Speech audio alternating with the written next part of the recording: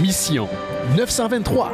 Cette semaine, Starlight, en direct de Montréal, Québec, Canada. Vous écoutez, oui, les mystérieux étonnants.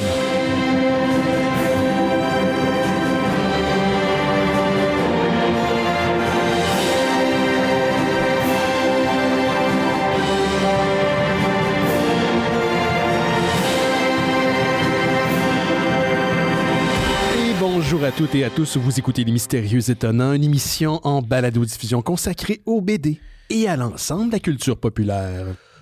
L'ensemble! Benoît Mercier au micro et cette semaine, je suis entouré d'une équipe dont les membres sont plus soap opéra que space opéra. Soap opéra? Je dirais space opéra, moi. Space opéra. Ok, c'est bon. Ouais. Correct. Tu peux me contredire en début J'accepte d'émission. pas ces accusations. Je D'où viens-tu, Benoît? Comment oses-tu me dépeindre de cette façon? Lors de sa jeunesse, il a eu plusieurs aventures dans les étoiles. Le cinéaste Johan Carl-Louis Sol est avec nous. Salut, Johan. Et c'est pas terminé. Non, c'est pas Une terminé. fois que tu as un déficit d'attention, c'est un peu pour la vie. Donc, de temps en temps, Oui, de temps en temps. tu vas dans les étoiles. Exactement. Chaque ampoule est une galaxie pour Johan. Oui, exactement. Comme je dis toujours, j'ai l'attention d'un colibri en été. C'est pas si peu que ça. Tu t'es amélioré avec le temps. Je sais pas si c'est les médications ou la vieillesse, mais t'as déjà C'est été la pire que ça. médication. C'est clairement la médication. Moi qui pensais que t'avais entraîné ton cerveau, mais non, c'est la médication. Mais ça paraît Non, pas. Je pense que ça, on le 100%. sait pas. Là, on l'a souvent souligné. Là. Tu sais, toi, t'as le fait que t'es... c'est ça. Puis moi, j'ai comme un gros nez, puis tout ça. Mais sinon, ça paraît pas. Je pense pas. Ben, non. Ben oui, ça doit. Si tu me connais, c'est sûr que ça paraît. Si on te connaît, bien mais, sûr. Ouais, mais si tu me connais pas, non, je pense que ça paraît pas. Tandis que toi, tu peux pas te cacher de ton nez. Non, Ton je peux nez, pas. il est là. Il est là, puis je ne peux pas me cacher de mon nez non plus, ça c'est certain. D'ailleurs, je vais te poser la question, c'est pas vraiment reparler en profondeur depuis le spécial d'Halloween des Mystérieux Étonnants Oui. auquel tu as participé il y a 2 semaines. As-tu aimé ton expérience? C'était vraiment le fun. C'était cool, La hein? foule était dedans. C'était vraiment fantastique. Ils ont vraiment aimé. Moi, j'avais zéro connaissance de la foule. À partir du moment qu'on a commencé, j'ai comme pas regardé, j'ai comme blacké out la foule complètement. Ah oui, moi, c'était juste ça. C'était sur quoi je m'accroche. C'est Oui. comme, tu sais, chaque moment, là, s'il y avait une réaction de la foule, j'étais comme, OK, correct, on est correct. Puis c'était comme ça pendant Comme 2 heures. un needy child qui cherchait l'approbation de ses parents. Mais pour vrai, la foule était dedans. Moi, je l'ai entendu à la fin, mais sinon, pendant le show, j'ai aucune connaissance. Elle était déchaînée, Benoît. Elle nous a fait un gros levin. Ah oui, sérieusement. Là, comment t'as trouvé la place? Ça a été place? génial. Ouais, le petit bar, il est vraiment agréable. C'est parfait. C'est parfait pour faire un podcast live. Ouais, Ça prend la bonne grandeur, tout ça. Le staff était gentil, les gens étaient gentils. C'était super beau. Beaucoup de monde sont venus déguisés, puis des beaux déguisements. Oui. Soulignons Des beaux d'ailleurs ta efforts. sœur Anouk qui était là déguisée en mime black metal. Oui, un mime. Un mime, Black pas un metal. mime. Oui, c'est- Puis une de nos amies, Marie-Ève, qui était déguisée en Statue de la Liberté avec le livre, je pense que c'était marqué Democracy Die in Silence. On va faire le même, là. Je trouvais que c'était très à propos. Son costume était extraordinaire. Ah, j'avais pas vu. Pas vu qu'est-ce qui était sur le livre. Toi, tu t'étais-tu au courant du lore des frères squelettes? Parce que j'étais pas du tout au courant de cette histoire. Non. Simon me l'a pseudo-hinté avant le show, OK. qui serait les frères squelettes, mais je pense que Jake non plus connaissait pas la profondeur Les pouvoirs du lore. du lore des frères squelettes. Je pense qu'il y a beaucoup du lore que Simon a créé live là sur stage, qui a rajouté énormément. Et qu'il y ait un 3e frère tout à coup qui apparaît, puis qui retrouve leur vieux frère, puis qui se promène d'école en école pour enseigner aux parents à faire des affaires avec leurs enfants. C'était vraiment drôle. Puis ils ont fait la petite danse de squelette à la fin que les gens n'ont pas pu voir parce que c'est un podcast, donc c'est audio seulement. Mais ça, écoute, ça a rajouté beaucoup. Je suis curieux de la version audio de ça, parce que c'est quand même un spectacle quand même visuel, mais je pense qu'on a fait pseudo-attention. C'est damn if you do, damn if you don't. C'est que si tu fais un spécial qui est devant le public, il faut quand même t'incorporer un petit peu de visuel pour garder les gens engagés. En même temps, le fait que c'est principalement visuel, ça aide pas pour les gens qui écoutent juste à la maison. Ce que j'ai fait, puis je le rappelle d'ailleurs, c'est pour ça que je voulais parler du spécial d'Halloween, autant là, pour avoir ton opinion, mais si vous voulez, les clips qu'on a fait jouer durant l'émission, donc les extraits du film Fateful Findings de Neil Breen, je les ai mis sur notre Patreon et sur notre Discord. Donc, si vous voulez nous abonner pour un mois, par exemple, vous avez accès aux clips qu'on a fait jouer dans l'ordre qui ont été diffusés. Donc, c'est autant du montage qui a été fait par Danny pour nous, le montage de tous les clips de Neil Breen, qui a fait un excellent job, que les extraits que les gens ont utilisés, c'est tout là. Et le dessin que Jake a fait durant le spécial est disponible un peu partout, y compris sur notre Instagram, si ça vous intéresse. Donc, le stock est disponible. Mais je pense que le fait, et c'est ça que je visais en ayant cette formule-là, le fait qu'on a eu tout le même sujet, entre guillemets, ça a un peu, je pense, raffermir un peu la cohésion, je pense, du show. Ça a aidé, il me semble, oui. Non? Oui, énormément. Puis il faut lancer des fleurs au montage d'introduction de Danny, qui était absolument incroyable. Yes, absolument. Dan a fait un travail de maître. Il est malade. Très peu de temps. Il l'a monté en 3 jours, là. Puis pas à temps plein, là, c'est après le travail. Là, il a vraiment fait ça super rapidement. Il m'a envoyé un truc, j'étais comme, hey, à part le bout du char où Neil Breen se fait écraser par un char parce que le clip va revenir beaucoup durant l'émission. C'est un spoil. Enlève ça, mais le reste, j'ai rien à dire.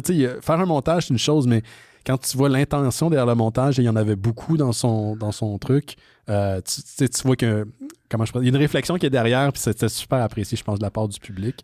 Écrivez-moi, en fait, si vous voulez qu'on revienne avec ce genre de concept-là, peut-être pour l'année prochaine, ou un spécial quelconque qu'on pourrait faire sur Neil Breen ou un autre de ces réalisateurs un peu égocentriques, moi, je serais down. Moi, je serais très partant pour qu'on fait un spécial Nguyen. Oui. Oui. Avec le créateur, réalisateur de... Je le trouve plate, moi, les Birdemics, après 10 minutes, je suis tanné. Ah, moi, c'est film original, c'est Jill and Jack. J'ai pas vu ça. C'est film comme ça. Oh my God. Un couple qui se rencontre dans un univers virtuel et l'obsession de Hitchcock qu'a Nguyen. C'est très, très bon. Moi, j'adore. Mais je pense... Ils sont peut-être un peu plus rough que les Neil Breen. Mm-hmm. Peut-être qu'il faut que tu ailles plus plonger dans ce genre d'univers-là des projets, des ego projects, les projets où que les gens ont écrit, réalisé, jouent et réalisent, qui font tout sur leur projet. Donc, peut-être que c'est moins évident qu'un Neil Breen. Je pense que mais remarque, Fateful Findings, c'est probablement le meilleur Neil Breen. C'est le meilleur film pour présenter. Oui, c'est probablement, je suis d'accord avec toi, le film qui est plus facile à présenter à un public qui n'a pas vu le film, parce que c'est tellement absurde quand tu essaies de résumer l'histoire, ça fait pas de sens que à chaque fois qu'il y a un clip qui est partagé, un extrait qui est partagé ou une scène qui est décrite, mais tu dis où ça se passe, où tu mets ça dans le casse-tête qui est le film de Neil Breen. Comme ça fait pas de sens, ça fait pas plus de sens si vous écoutez le film au grand complet. Tu sais. Non, c'est ça. C'est de l'art abstrait. C'est de l'impressionniste. On peut dire ça. Moi, j'ai bien aimé mon expérience. J'espère que vous avez aimé également votre expérience. J'aimerais ça revenir l'année prochaine. On va voir. Je sais que la soirée, elle était rentable, donc elle a été kiff-kiff. On a remboursé l'argent que Jarrett avait mis pour louer la salle, parce que c'est pas une salle qui est donnée non plus. C'est pas comme le Brouhaha ou le Patrovis, là, c'est un petit peu dispendieux, mais semblerait-il que sans être nécessairement profitable, la soirée était épongée, puis les gens qui étaient là étaient vraiment dedans, fait que j'apprécie que vous soyez déplacés un lundi soir, pour écouter un spécial d'Halloween d'un podcast un peu lugubre. C'est vraiment, vraiment très cool de vous y voir. On peut prendre un petit verre après, malheureusement, tu n'as pas pu suivre, là, mais c'était sympathique. On a pris quelques minutes pour jaser, puis du spécial, puis d'autres affaires aussi. Là. C'était bien swell. Oh, c'est super. C'est super. C'est une belle soirée. Puis, on va se le dire, l'Halloween, c'est fantastique. C'est comme une des meilleures fêtes au monde. Maintenant, c'est fini, par contre. Et tu sais ce qu'il y a après l'Halloween, Johan? C'est Noël. C'est Noël, et là, je peux déjà vous parler du spécial de Noël, les mystérieux étonnants. Oui. On n'en manque pas une, Benoît. On n'en manque pas une. Depuis que Mariah Carey, elle est défrostée, il faut que je commence à parler de Noël, parce qu'on a déjà une date pour le spécial d'Halloween. Voyons, tu vois, c'est ça. J'ai trop dans la bouche, Halloween. Le spécial de Noël des mystérieux étonnants qui aura lieu le lundi 22 décembre. Johan et moi, on va être morts parce qu'on va passer au travers de différentes représentations du sapin et les boules, mais ça, on en reparlera plus tard. Mais le lundi 22, c'était la seule date qu'on pouvait faire de quoi après les représentations, justement, du sapin. Donc, on va faire ça en direct sur nos plateformes, là, sur Facebook, sur YouTube et sur Twitch simultanément. Je vais vous confirmer l'heure prochainement. Là. J'imagine que ça va être autour de 19-20 heures à peu près. Je ne vais pas faire ça trop tard non plus parce que c'est un lundi. Mais on est comme en fin d'année, voire juste le moment avant les vacances. Fait que on va se permettre ça. Johan va être là, moi je serai là. Oui. On va découvrir plus tard qui sera là durant les prochaines semaines. Mais si ça vous intéresse, vous pouvez déjà dis-je, laisser un message vocal pour le spécial. Je fais ça chaque année.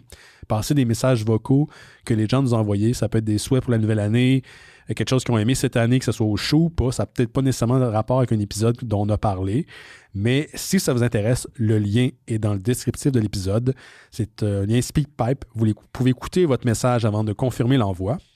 Donc, c'est super simple à utiliser. C'est la chose qu'on utilise semaine après semaine depuis plusieurs années pour faire passer des messages vocaux. Donc, moi, ce que j'aime durant le spécial, c'est passer des messages.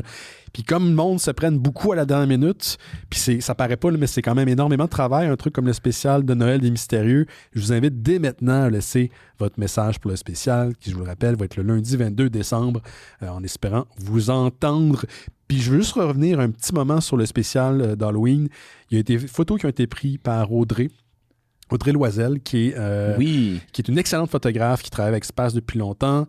Donc, il y a des photos qui ont été publiées sur le Facebook du Festival Space et on a partagé également les photos sur le Facebook des Mystérieux Étonnants. Si vous voulez aller jeter un coup d'œil, c'est des excellentes photos qui capturent vraiment l'ambiance du show.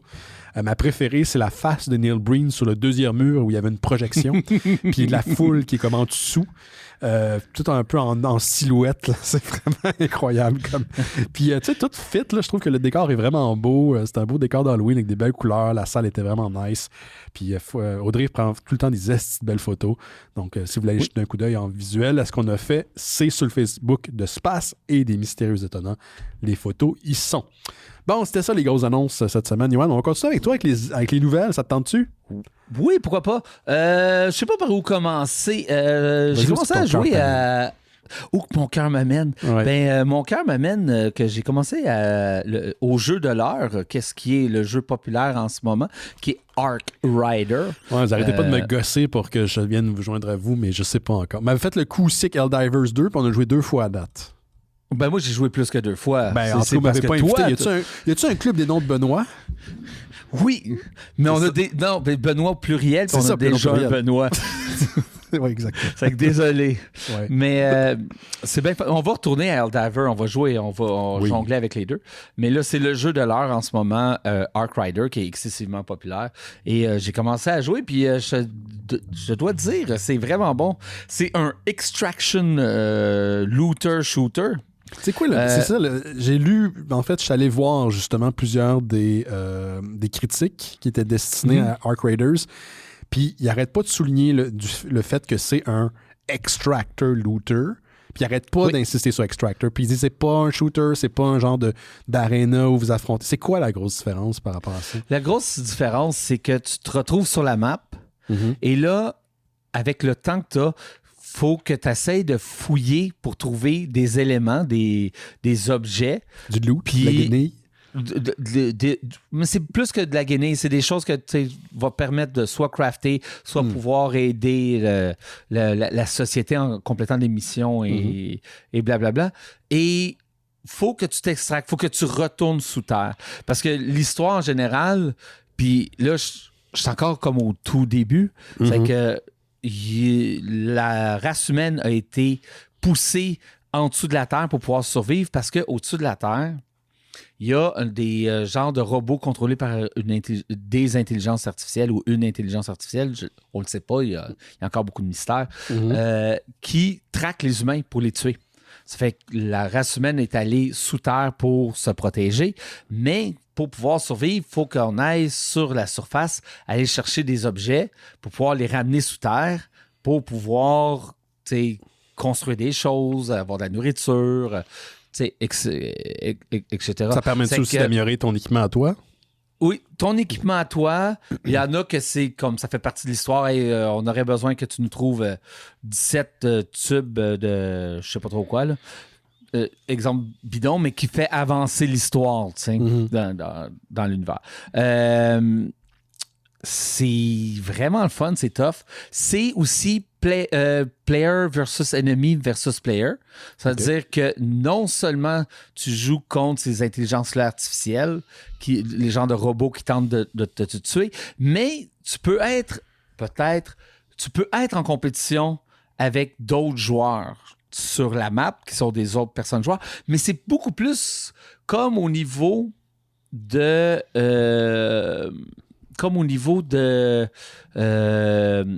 Seas of Thieves, exemple.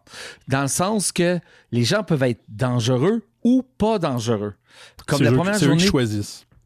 Oui, c'est ça, c'est toi qui choisis. La première journée, moi et Anouk, on s'est fait tirer dessus. Tu sais, ils nous tiraient on-site, là.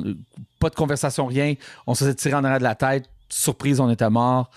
Ça fait que, tu sais, on sentait le côté compétitif, mais dans les 2 derniers jours, en juin, le monde était beaucoup plus calme. Puis il y avait beaucoup de... Hey, on est pacifique, on se tire pas. Nous, on s'en va à tel endroit. Est-ce qu'on peut s'aider? Blablabla. C'est que... puis hier, notre dernière mission qu'on a faite, il y avait un personnage qui avait été damné.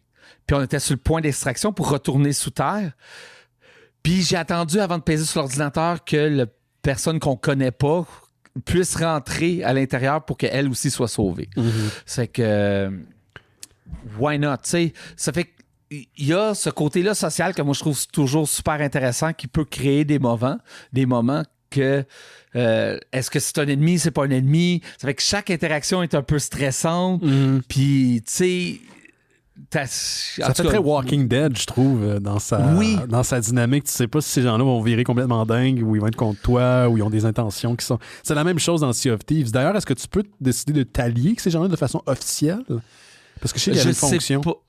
Je ne sais pas. Oui, il y a une fonction dans Seas of Thieves pour pouvoir faire ça. Je ne sais pas si tu peux le faire à Ark Rider, si on peut se mettre vraiment en ami pour pas qu'il y ait de friendly fire à ce moment-là. Je ne sais pas parce que je suis encore vraiment... J'ai joué 3 jours. Là. Je suis encore vraiment comme juste au début de Ark Rider. C'est que j'ai hâte de plonger plus profond, de le connaître un peu plus. Mais qu'est-ce que j'ai joué à date est vraiment intéressant, vraiment le fun. C'est intense, c'est épeurant, c'est stressant. Une chose que j'ai découvert, c'est que reste pas sur la surface longtemps. Les premières games, tu essaies de visiter le plus possible, puis essayer de remplir tes choses, mais non, tu sais, sors sur la surface, fais ce que tu as à faire, trouve ton point d'extraction, retourne en dessous de la terre. Qu'est-ce qui arrive si tu restes trop longtemps sur la surface? Après un certain temps, tu vas recevoir des missiles. C'est une bonne raison de s'en aller. Puis il y a plus d'ennemis. Puis si tu meurs sur la surface, tu perds tout. Tout l'équipement que tu as amené. Tu sais, comme avant la mission, tu te prépares ton équipement que tu vas amener, donc ton fusil, l'équipement que tu vas amener, des bandages, tout ça. Puis ça se peut que tu les utilises même pas, mais t'es mort. C'est que tu perds tout. C'est perdu. C'est que... il y a comme quelque chose de cool là-dedans que, tu sais, avant la mission, tu te dis « Hey, je veux-tu amener mon super bon fusil que j'aime vraiment beaucoup? Parce que celle-là, je la sens moins. Je veux-tu m'amener de l'équipement plus cheap? Parce que, si je meurs, je veux pas être fâché. » là. C'est que, ça rajoute un niveau de danger puis de stress qui est super le fun. Visuellement, le jeu a l'air super beau, par contre. De ce que j'ai vu sur Internet, là, c'était quelque chose. Oui, le jeu, le jeu est superbe. Le design du look est superbe. Il y a, dans certains costumes, j'étais comme, il y a un peu de je ne sais Turbo pas, Kid, peut-être pas, mais il y a un petit look Turbo Kid à bien des choses. Je suis d'accord avec toi. J'aime cette esthétique-là, c'est sûr, c'est pour ça qu'on a fait Turbo Kid comme ça. Pour les gens qui ne savent pas, vous avez co-réalisé Turbo Kid, donc... Ouais. C'est d'avoir ce petit look-là, je trouve ça super intéressant. Peut-être avoir un clin d'œil à un moment donné, ça serait malade, hein? Un petit clin d'œil à Turbo Kid. Les développeurs font ça des fois. Oui, je serais full partant. Je suis sûr que quelque part, avec le type de casque qu'ils ont pris, tout ça, peut-être qu'ils connaissent Turbo Kid et qu'ils sont peut-être des fans. Du moins, j'aime me plaire à le croire. Puis que, qu'on ait influencé un peu le look. Là. Un projet que je suis sûr que vous n'avez pas influencé, par contre, c'est Blood Dragon de Ubisoft, c'est sûr. Non, hein? non, vraiment pas. Mais, pour revenir à Ark Rider, vraiment, là, le genre de petit stress Puis la découverte, comme l'univers, c'est peut-être parce qu'on est encore au début, puis ce genre de côté-là de découverte va disparaître, mais on est encore à ce niveau-là de la surprise des nouveaux environnements. Puis les maps sont vraiment très différentes l'une de l'autre, de découvrir des nouveaux ennemis. Je sais pas, c'est trippant. Il y a quelque chose dans la découverte et tout ça. On parle de combien à peu près? 59,99 pour la version de base. Anouk qui m'a acheté le jeu. Je me suis pas acheté le jeu. Anouk m'a acheté le Ultimate Edition. Wow. Ouais, elle m'a fait es-tu fine, ma soeur? Ben oui. Es-tu fine? C'est qu'elle m'a acheté ça, c'est que je suis bien content. Je suis très heureux d'avoir cette édition-là un peu plus avancée. Ça donne des costumes de plus et de l'argent de départ pour s'acheter d'autres costumes. De la guinée. D'acheter de la guinée. Ouais, comme on dit. Puis, tu sais, hier, mes gars, ils jouaient à Minecraft. Puis Anouk et Thierry voulaient jouer. Puis, les amis du Discord. Amis du Discord. Oui, si vous venez sur le Discord, on joue à des jeux. Oui, il n'y a pas juste de la parlotte. Là. Il n'y a pas juste de la parlotte. Puis j'étais comme, je peux pas jouer, il est sur Xbox. Je l'ai acheté sur Xbox. Puis non, il est Play Anywhere. C'est que ça, tu peux l'installer sur ton PC. Mais oui, c'est cool, Play Anywhere. Ça fait que ça, là, c'est une autre des super de bonnes idées que Xbox et Microsoft a eues, mais qui n'en font pas assez la promotion, c'est que personne ne sait que ça existe. Oui, c'est vrai qu'ils pour font l'expliquer. C'est son l'équipe de marketing, là, en tout cas, je pourrais en parler longtemps. Mais pour ceux qui ne savent pas c'est quoi Play Anywhere, si tu achètes un jeu sur Xbox, tu l'as aussi automatiquement sur PC. Et vice-versa. Si tu l'achètes sur PC, tu l'as automatiquement sur Xbox. Et pour plusieurs de ces jeux-là, non seulement tu l'as sur PC et Xbox, mais tu l'as aussi sur cloud. Ça fait que tu peux jouer. Là, moi, je peux jouer à Ark Rider sur mon cellulaire. C'est vraiment super. On est dans le futur, pareil. Hein? Oui, quand même. C'est incroyable. Parlant de ça, il y a une rumeur qui vient de sortir que j'entendais que Sony cherchait à amener ça chez eux aussi, le Play Anywhere, une version du Play Anywhere chez eux. Puis là, ça m'a fait réfléchir. Ça veut dire qu'ils changent de stratégie.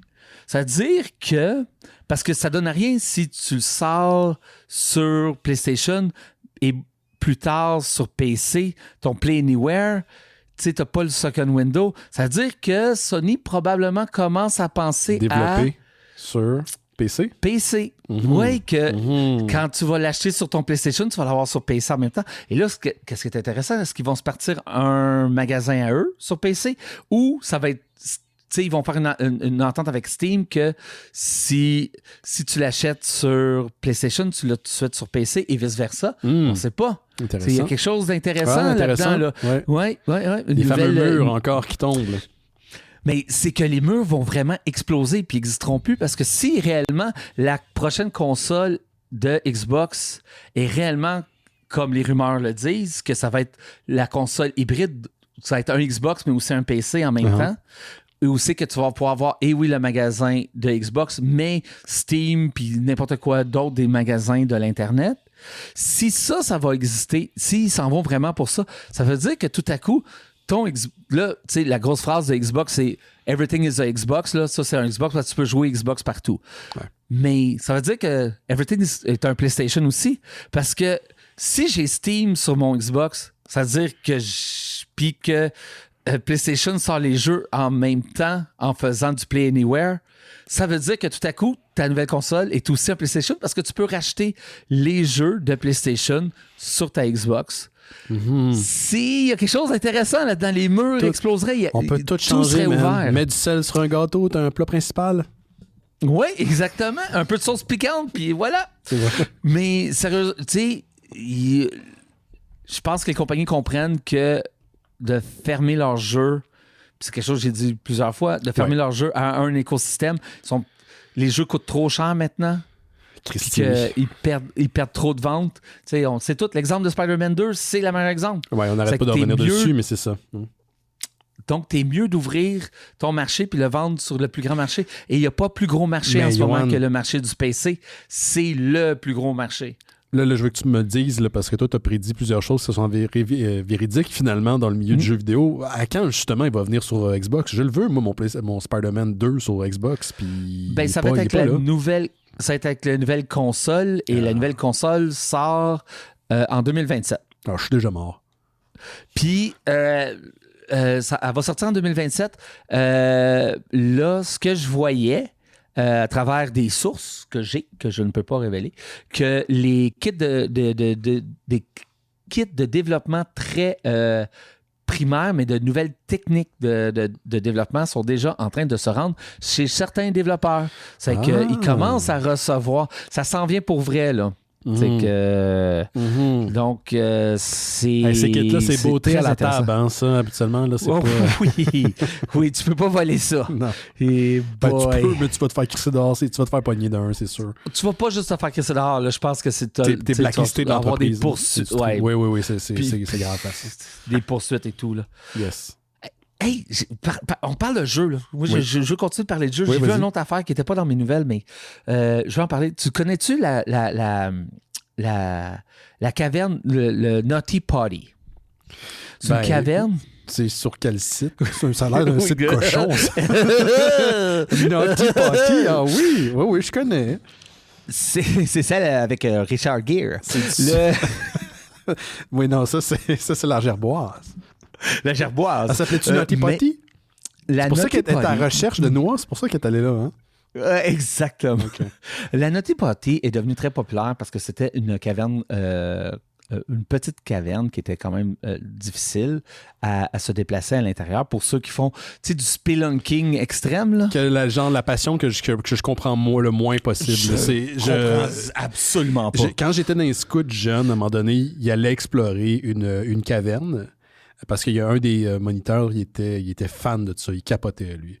Puis ils m'ont dit, tu viens-tu? J'ai dit, no fucking hell que je vais là-dedans. Puis en plus, ce que j'ai appris par la suite, c'est quand ils ont fait leur expédition, ils se sont trompés sa carte, ils se sont perdus dans la grotte. Je serais mort, man.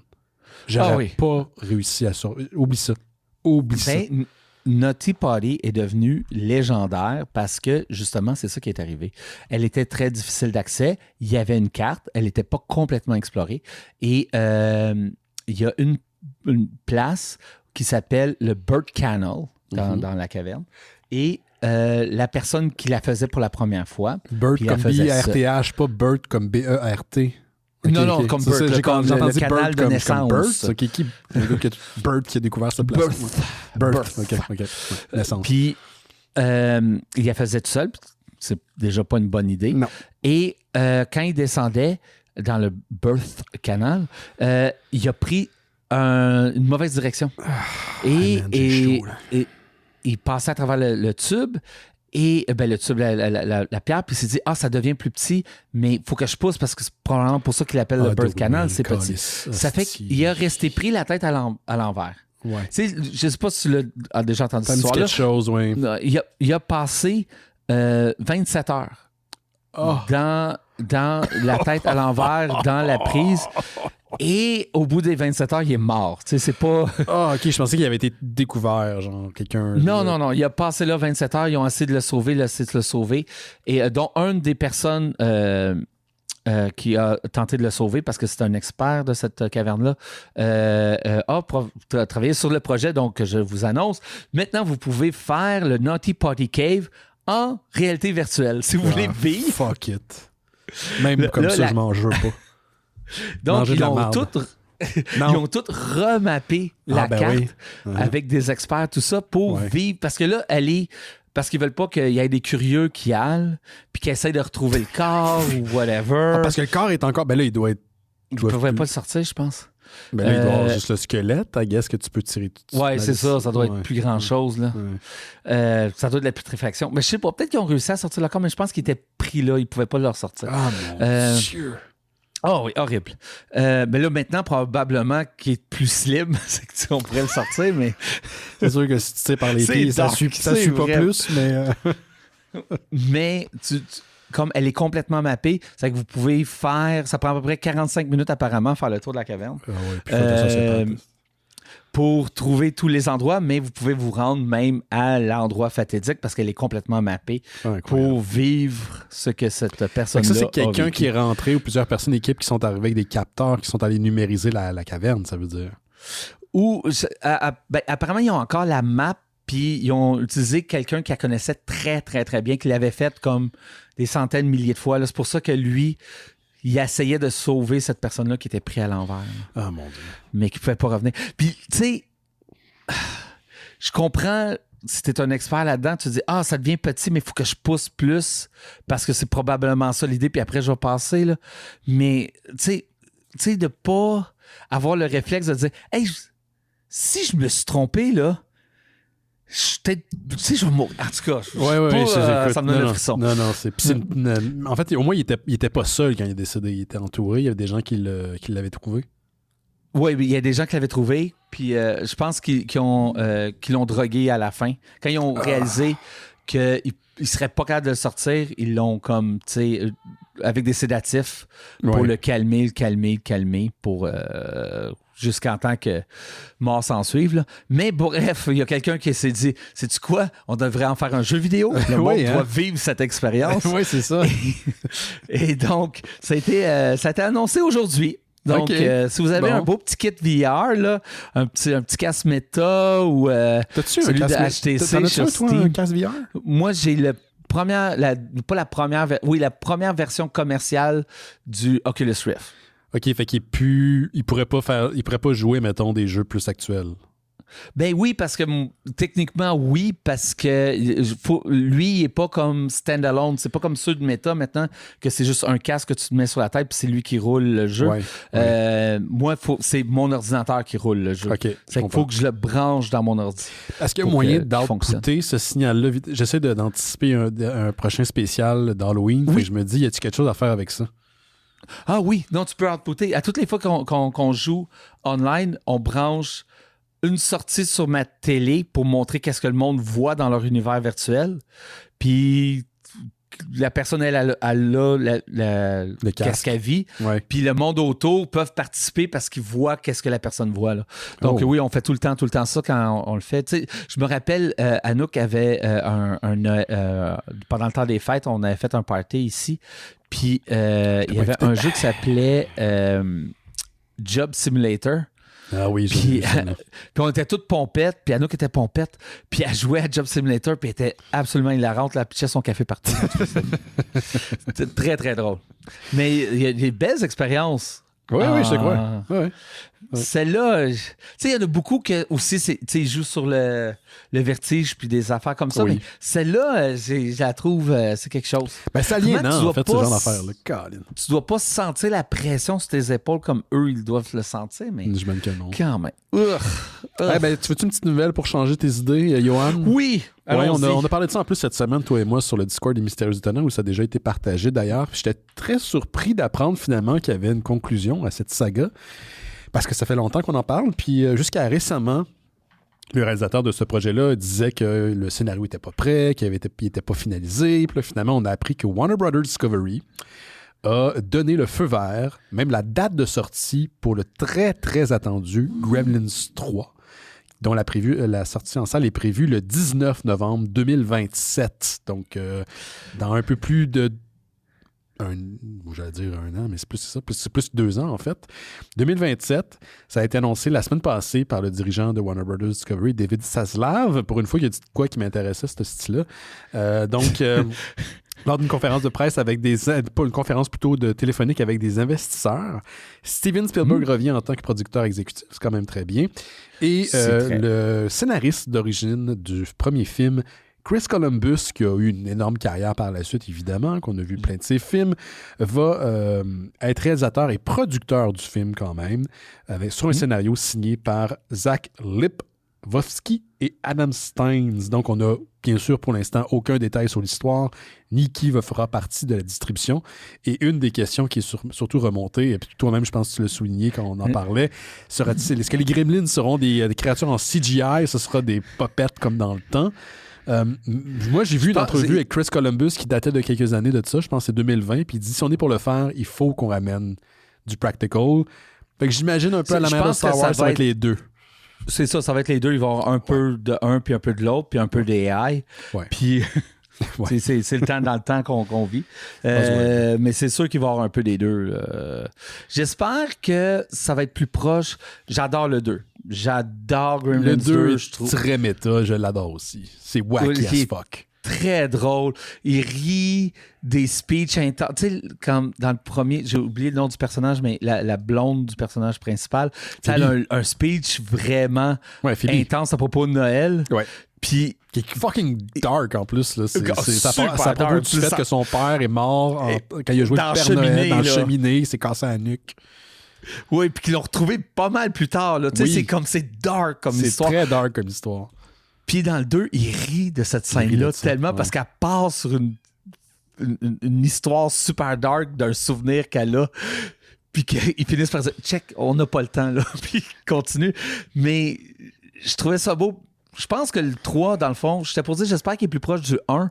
Mais non, en réalité, j'espère que ça va être un joyeux mélange du 1 puis du 2. Du 2, ouais. Tu sais, qu'ils vont trouver une façon de mélanger un peu de méta assez pour que ça soit drôle, mais un peu plus dark, un peu plus épeurant. Que comme le 1, c'est qu'à la base, les deux. Le scénario du premier film, parce que moi, Gremlins, quand j'étais jeune, il était dans la section au club vidéo des films d'horreur. C'est là où on l'avait mis. À côté des Ghoulies qui sortent du bol de toilette, puis genre le crâne de Evil Dead avec les yeux qui te regardent. Cette section-là que je me bouchais les yeux quand je passais à côté parce que je voulais pas voir les pochettes. Mais à l'origine, le Gremlins était beaucoup plus épeurant. Il y a d'ailleurs une scène où la mère était décapitée. Et quand, je pense que c'est Billy, le nom du personnage principal, revenait à la maison, la tête roulait du haut des escaliers jusqu'en bas. Puis, tu sais, je pense que ça.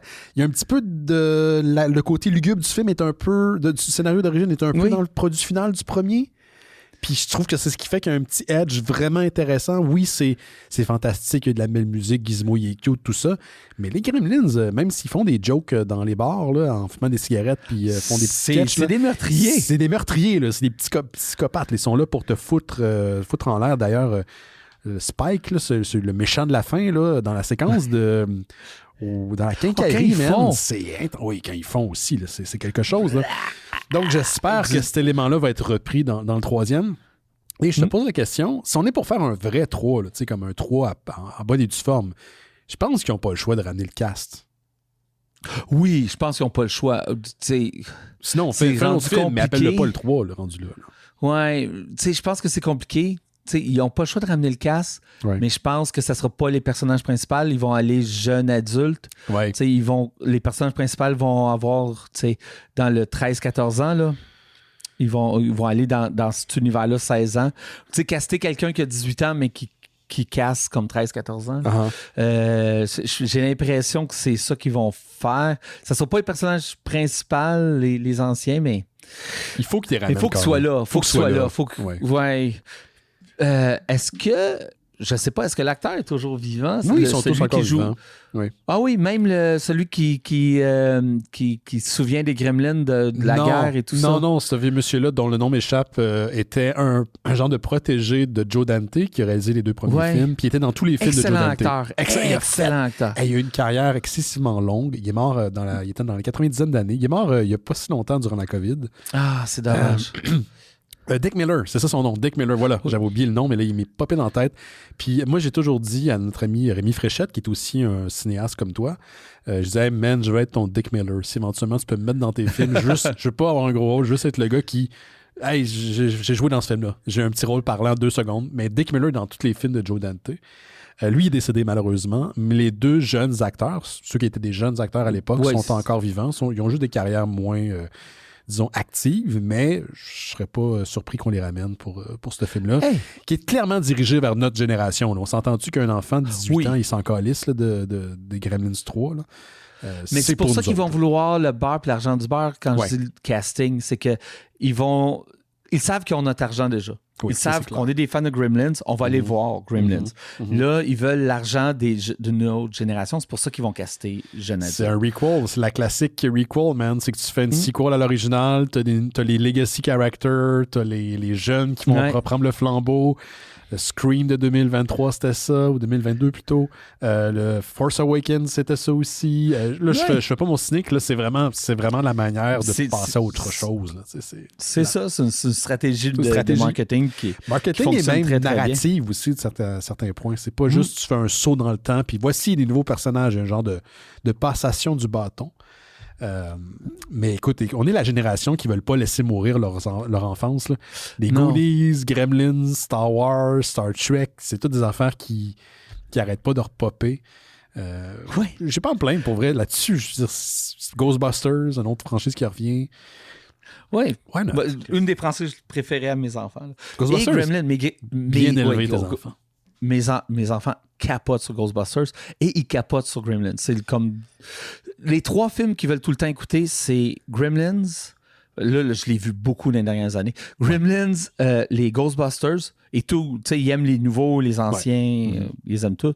Et Gremlins, puis Home Alone. Home Alone, bien sûr. Oui. Oh my God, Home Alone.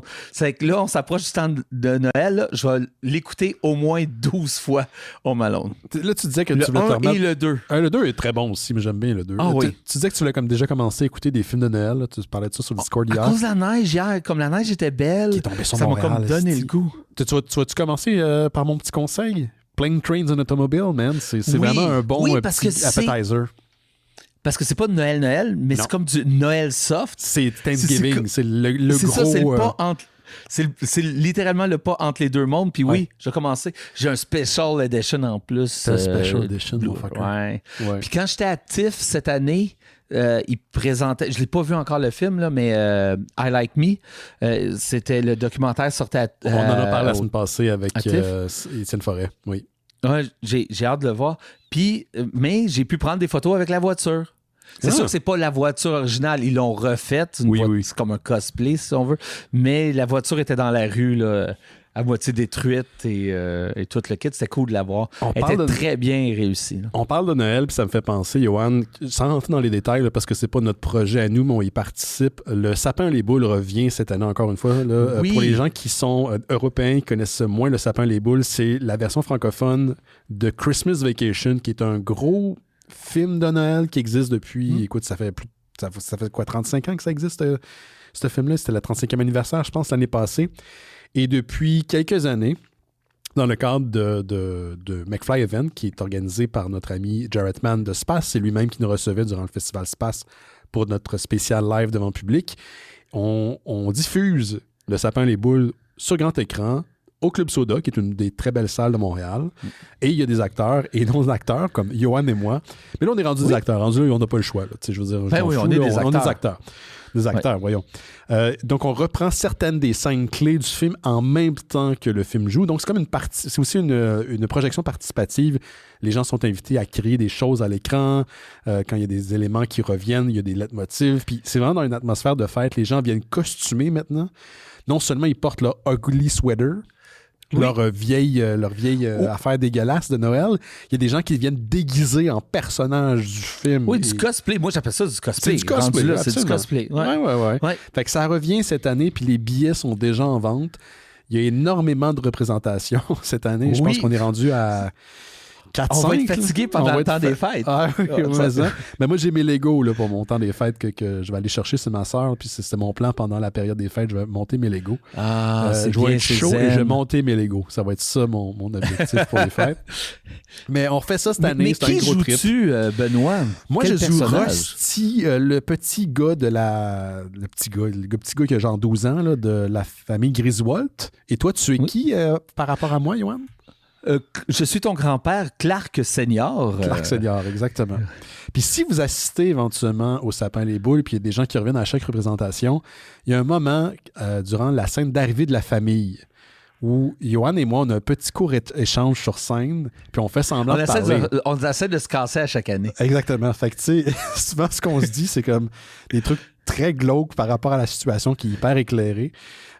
Hyper joyeuse. Fait que je suis comme, ça sert à rien, man, on meurt un jour. Puis là, vous dites, fait que si vous le voyez sur scène, Johan et moi, on est en train de se dire des saloperies pendant que tout le monde célèbre l'arrivée des autres personnages. Vous le saurez, c'est votre petit Easter egg si vous venez écouter la représentation. Allez sur le site, le Sapin les Boules, maintenant son site internet officiel. Quand même, c'est fou, hein? Ouais, c'est fou. L'année passée, on avait reçu le réalisateur du film, Jeremiah Chick. Il en a fait un... Chic, sympathique. C'était cool, monsieur très sympathique, a signé nos Blu-ray, mais pas juste ça. Un homme terre à terre, super gentil. Oui, très down to earth. J'étais trop gêné de dire que j'étais réalisateur. Ben, c'est parce que ça fait peur que... Toi, je sais que t'es pas comme ça, mais ils ont peur... Je pense qu'il y a des gens qui ont peur que tu sois racoleur, admettons, puis je sais que t'es pas comme ça pendant tout. Oui, c'était pas ça. Tu sais, je voulais parler comme réalisateur. Tu sais, il y a une belle carrière, ce gars-là. Tu sais, je voulais savoir... Tu sais, c'est tout plein d'histoires sur le plateau. J'aime ça. Moi, je pourrais parler de comment que la saucisse est faite tous les jours, tout le temps. Oui, parce que tu connais la saucisse, t'en as mangé en maudit. Moi, j'ai pas osé le faire prendre en photo. Je connais ma saucisse, je veux connaître la saucisse des autres. Si vous me rencontrez dans la rue, s'il vous plaît, montrez-moi votre saucisse. T'aurais voulu docker ta saucisse à celle à Chick Chick, c'est ça? Ouais.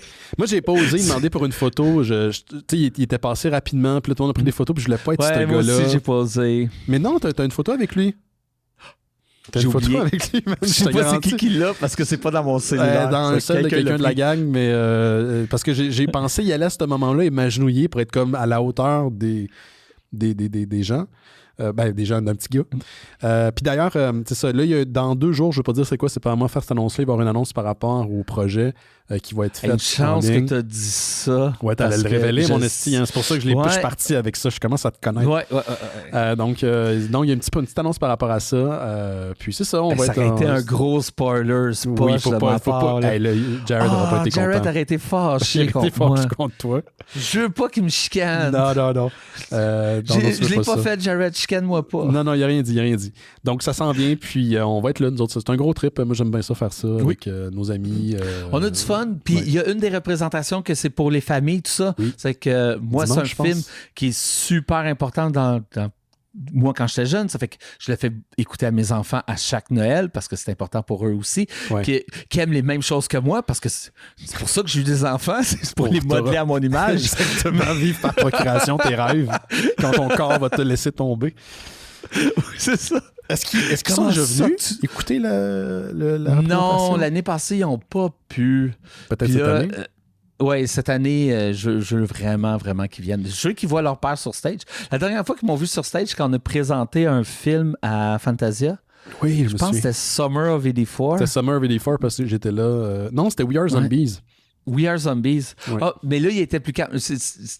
Non, c'est peut-être à We Are Zombies où c'est qu'ils m'ont reconnu, puis comme c'est mon papa, puis ils ont couru sur stage, tout ça. On a eu. Il y a une fois qu'ils ont comme niaisé en descendant, je pense que c'est la deuxième fois. Non, c'est parce que, tu sais, j'en ai un qui est timide, puis j'en ai un qui l'est moins. C'est qu'il y en a un qui court. Tu sais, Marie était entre les deux. Ouais, il y en a un qui voulait absolument aller sur stage me donner un câlin. Et l'autre était très timide de se retrouver devant une foule au complet. De 700 personnes qui applaudissent en même temps. Ouais, c'est ça. C'est un peu beaucoup pour lui. Là. Yes. Fait qu'en tout cas, il y a tout ça qui s'en vient. Ça va être, moi, tu sais, pour vrai, je trouve que c'est beaucoup de travail, là.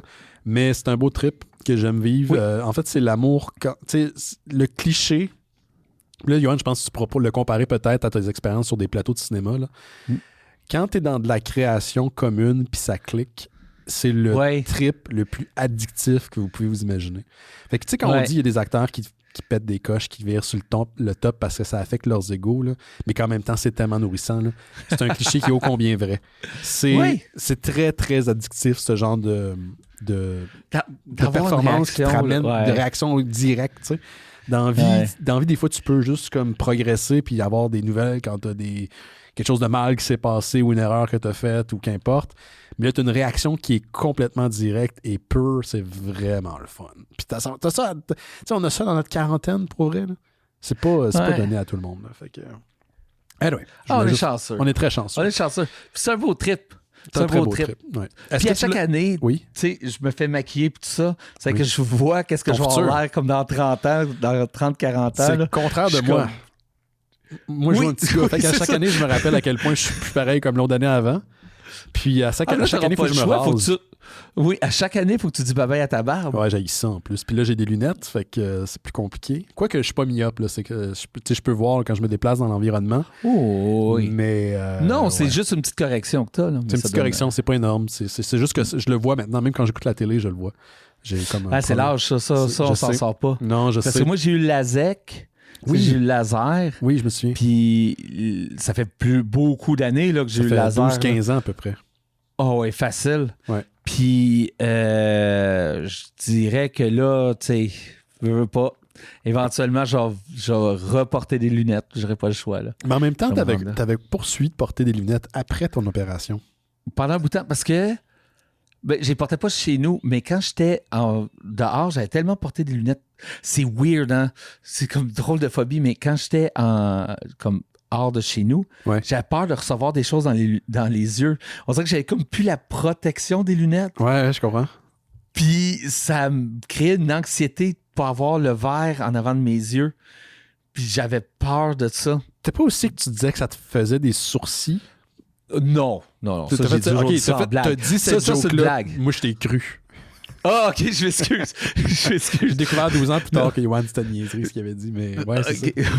Non, c'est pas parce que ça faisait des sourcils, c'est vraiment, j'avais peur de recevoir des choses dans les yeux, puis là, éventuellement, je me suis habitué, puis j'ai arrêté de les porter. Mais écoute, moi, depuis que j'ai des lunettes, je comprends ce genre de... On dirait que c'est comme une couverture de sécurité en même temps. Oui, c'est ça. Il y a de quoi de réconfortant de l'avoir. Je sais pas pourquoi, c'est vraiment bizarre. Puis on me dit que j'ai l'air de Os Perkins ou du dude qui vient de faire Weapons, puis c'est deux beaux monsieur, fait que je vais le prendre. Ah oui, c'est des beaux compliments. C'est ça. À l'Halloween, je dis hey, regardez, je suis déguisé en Os Perkins, le réalisateur de Monkey puis de Long Legs. Tu voulais-tu que je continue ou tu as autre chose, toi, Yoann, ton bar? Ah oui, moi j'ai parlé à gauche, à droite de mes affaires. C'est bien correct. Faut qu'on en parle un peu, mais on n'a pas besoin d'en parler longtemps. Ça surprend pas personne, du moins le monde qui était surpris. Je sais pas pourquoi vous êtes surpris.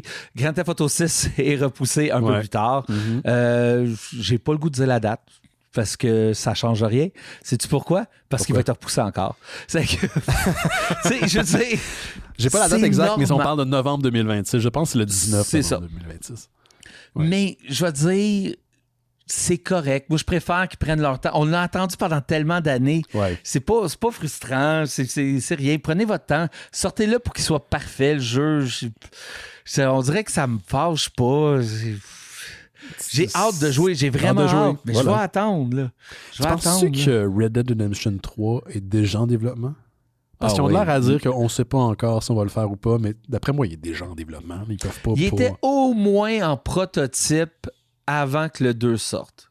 Je pense que c'est tellement long faire ce genre de jeu-là que je suis pas mal sûr qu'il est en prototype même avant. Surtout au niveau, est-ce qu'ils sont aux autres? Je me demande s'ils veulent pas faire quelque chose de différent. Tu prends cette équipe-là et tu fais, je sais pas moi, un jeu médiéval. Au lieu de Red Dead Redemption, tu mets ça dans la nouvelle en France, en Angleterre pendant la guerre de 100 ans ou whatever. Puis avec leur savoir-faire, puis leur humour, puis comment créer des histoires, je serais pas surpris qu'ils feraient quelque chose comme ça. Là. Why not? Ouais. Ça va faire des bons jeux. Je suis vraiment surpris que ça floppe. Ils n'ont pas le choix de créer sa quantité. Non, ça n'a pas le choix. Ça coûtait $1 milliard quelque, mais ça peut pas flopper. Ça peut pas flopper. L'attente est tellement haute que ça peut pas. Non, ça peut pas. Il va avoir une incidence sur l'économie mondiale quand ce jeu-là va être vendu. Il va avoir une incidence sur. Tu sais, quand ils disent on a une tempête, puis là, il y a des gens qui ont manqué le travail, fait que ça a causé telle affaire dans l'économie. Ça va être la même chose. Oui, au niveau international. Ça va aller.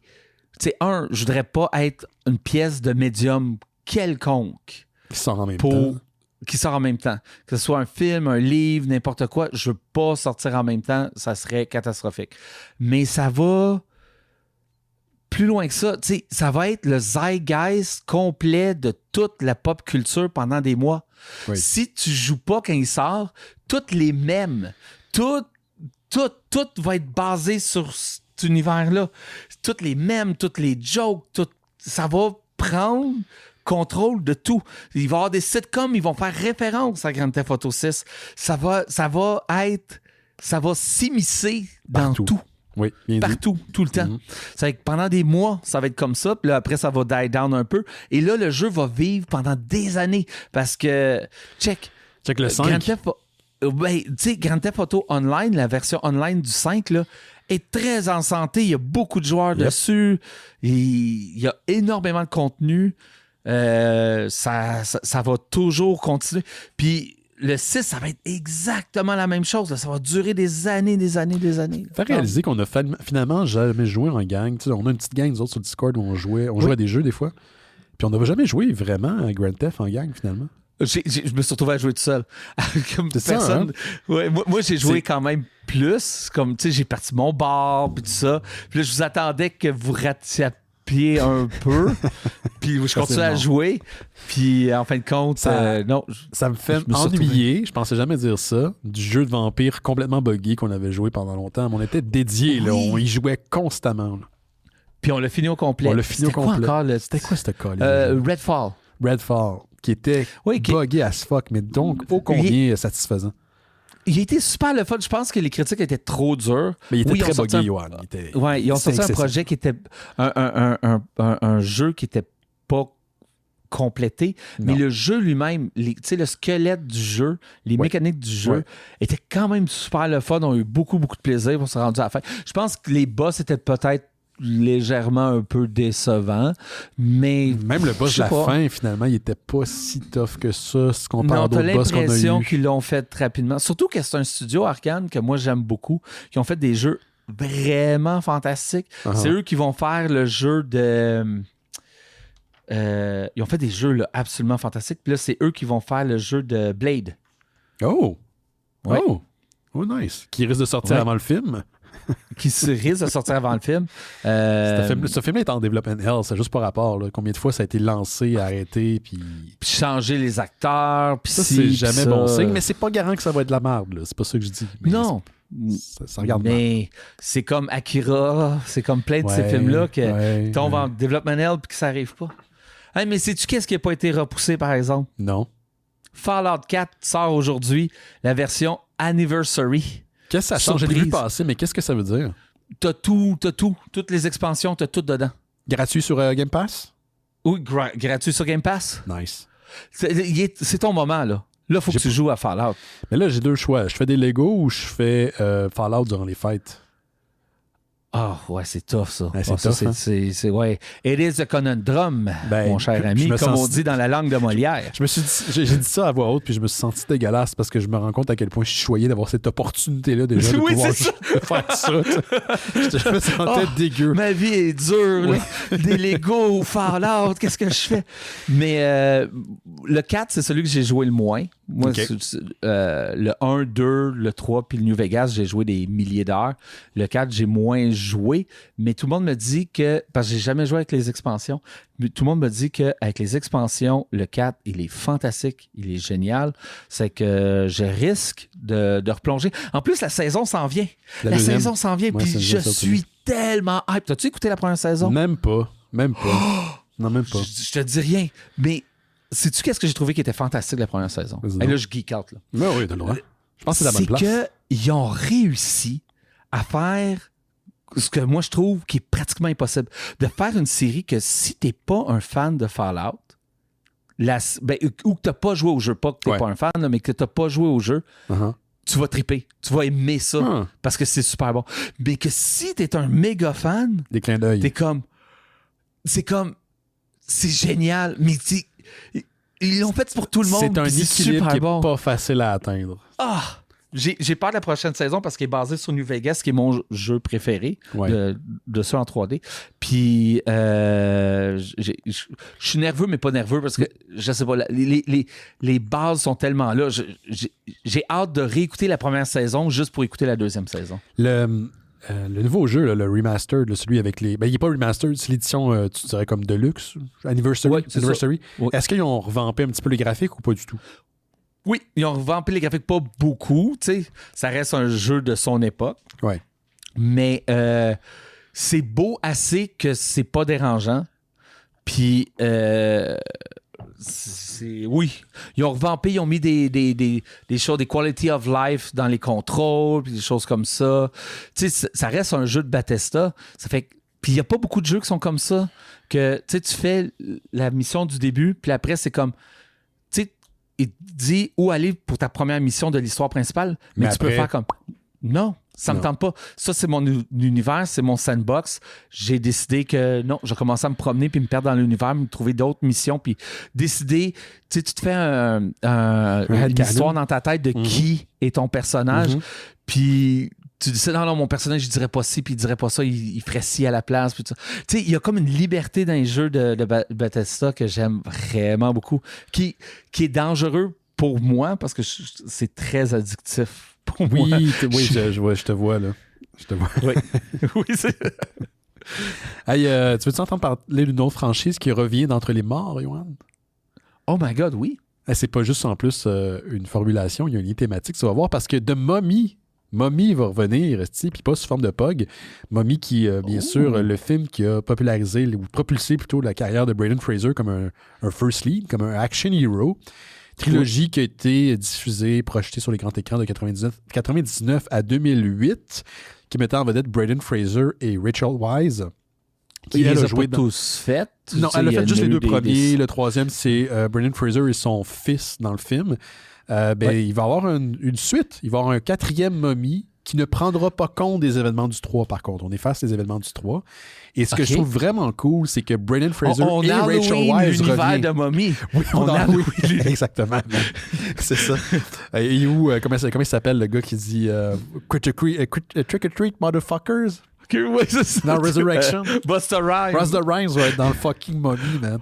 Il va dire ça à Billy Zane. Hey, Michael, you look crispy, extra crispy, like fried chicken crispy. Puis je suis comme, c'est tellement lame, là. C'est tellement pas drôle, là. Ouais. Mais Resurrection, j'aime l'écouter pour l'haïr, puis me souvenir que c'est quand même le réalisateur de Halloween 2 qui l'a réalisé aussi. C'est hallucinant que c'est le même gars. C'est complètement...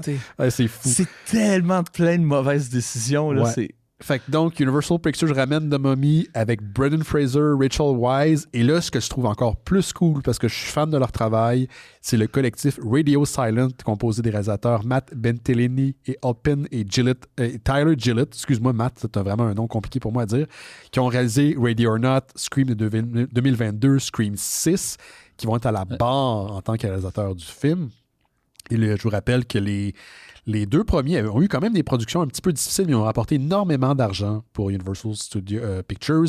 C'était Stephen Summer qui les avait réalisés et écrits. Et comme je l'ai dit, Brendan Fraser, ça l'a popularisé. Et je viens de voir, je l'ai dit à Yoann avant qu'on parte l'émission, je viens d'écouter une vidéo fantastique d'une chaîne qui s'appelle Patrick CC sur YouTube, que je suis tous les lundis vers 3h, 2-3h. Il lance un clip qui est comme des mini-documentaires, analyse presque culturelle d'un élément. Ça peut être sur un acteur, ça peut être sur une tendance, ça peut être... Puis c'est pas du tout racoleur, je trouve ça, en fait, c'est très posé. Des fois, je suis pas full d'accord avec ce qu'il dit, là, mais habituellement, ça reste très, très fair, je veux dire ça comme ça. Et là, il venait de faire une vidéo aujourd'hui sur la carrière de Brendan Fraser, qui a eu un creux pendant plusieurs années. Il avait été blacklisté, malheureusement, de Hollywood, parce qu'il y avait eu des problèmes avec un dirigeant. Puis là, c'est son retour depuis son Oscar qu'il a remporté en 2002 pour The Whale, rôle masculin, premier rôle masculin en 2022. Puis là, il revient avec The Mummy, qui a certainement aidé à cimenter son souvenir dans la culture populaire, en tout cas dans les conscients collectifs. Donc, je suis comme content pour lui, qui est un gars que je connais pas, mais qui a l'air vraiment sympathique pour vrai. Puis là, il revient en tant qu'action hero pour le 3e film. Parce que là, c'est vraiment le 3e. Il n'y a pas eu de 3. Là, c'est le vrai 3 qui est revenu.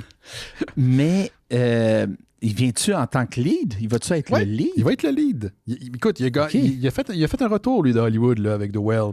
Wow, OK, good for him. Ben, tu sais, comment il s'appelle? Voyons, le gars qui a joué dans The Thunder, qui a été ramené... Michael Keaton. Pendant des années, Michael Keaton, c'était pas un lead man.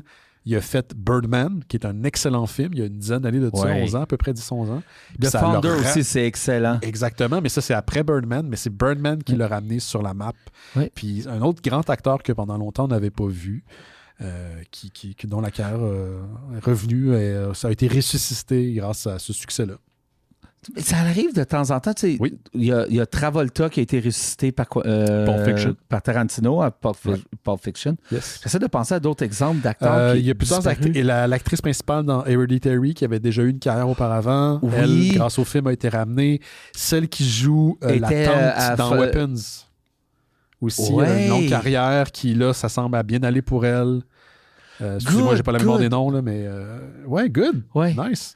Good. C'est du monde qui ont jamais arrêté de travailler. C'est juste qu'ils n'ont jamais eu le rôle qu'il y avait au début de leur carrière. Des fois, c'est qu'ils ont arrêté pour des raisons X. La mère de Hereditary, c'est la policière dans Fargo. La policière dans Fargo, c'est aussi la mère dans Sixth Sense, qui était aussi un gros film. Oui. Fin des années 2000, début des années 2000, c'est quand même quelque chose. Donc, ouais, je suis dû pour réécouter le film de Fargo. C'est tellement bon. Mais les Franklin sont tellement bons. Ah, ils sont malades. Il paraît que la série est très bonne aussi pour des raisons différentes. Excellente. Et moi, j'ai écouté les 4 premières saisons de Fargo, la série. Chaque saison est contenue. Oui, c'est un autre univers à chaque fois, je pense. Mais c'est le même univers, c'est ça. C'est un autre univers, mais c'est le même univers. C'est juste, c'est pas la même histoire, c'est pas les mêmes personnages. OK. Mais c'est dans le même univers. OK, je comprends. C'est ça. Okay. Mais t'as pas besoin d'en avoir... Tu sais, tu peux l'écouter pas dans l'ordre, ça va fonctionner quand même. Parfait. C'est ça qui est fascinant. Bon, une autre affaire à écouter ici. On va mettre ça sur le backburner. Il y en a tellement, il y a tellement de belles créations qui se fait. C'est-tu un autre truc, toi, Johan? Je joue ces temps-ci à Super Fantasy Kingdom. Ouais. Qui est un jeu... Super Fantasy, comment tu dis ça? Comment t'appelles ça? Super Fantasy Kingdom. C'est un roguelike. OK. Je suis pas fan de roguelike, moi. J'ai pas la patience. Mais c'est-tu un soul-like que tu as en tête ou roguelike? Non, j'ai roguelike. En fait, parce que le roguelike, c'est un peu mon problème aussi avec, je l'ai déjà dit à l'émission, avec Breath of the Wild, c'est que je sens pas de progression. Fait que le système qui me donne une récompense dans mon cerveau est pas assez stimulé pour que je sois engagé. Puis le rogue fait ça aussi pour moi. Je te dirais que ce roguelike-là, tu le ressens vraiment parce que plus tu joues, plus tu ouvres la map, plus tu sens qu'il se passe des nouvelles... Il n'arrête pas de te rajouter des choses. Le gameplay loop finit par être un petit peu répétitif au bout d'une vingtaine d'heures, mais tu sais, c'est quand même... une vingtaine d'heures. T'es quand même très heureux. Là. C'est fait en pixel art. C'est genre, tu manages une ville qui va se faire attaquer à chaque soir par un groupe de monstres. Et là, tu dois manager tes héros et la ville.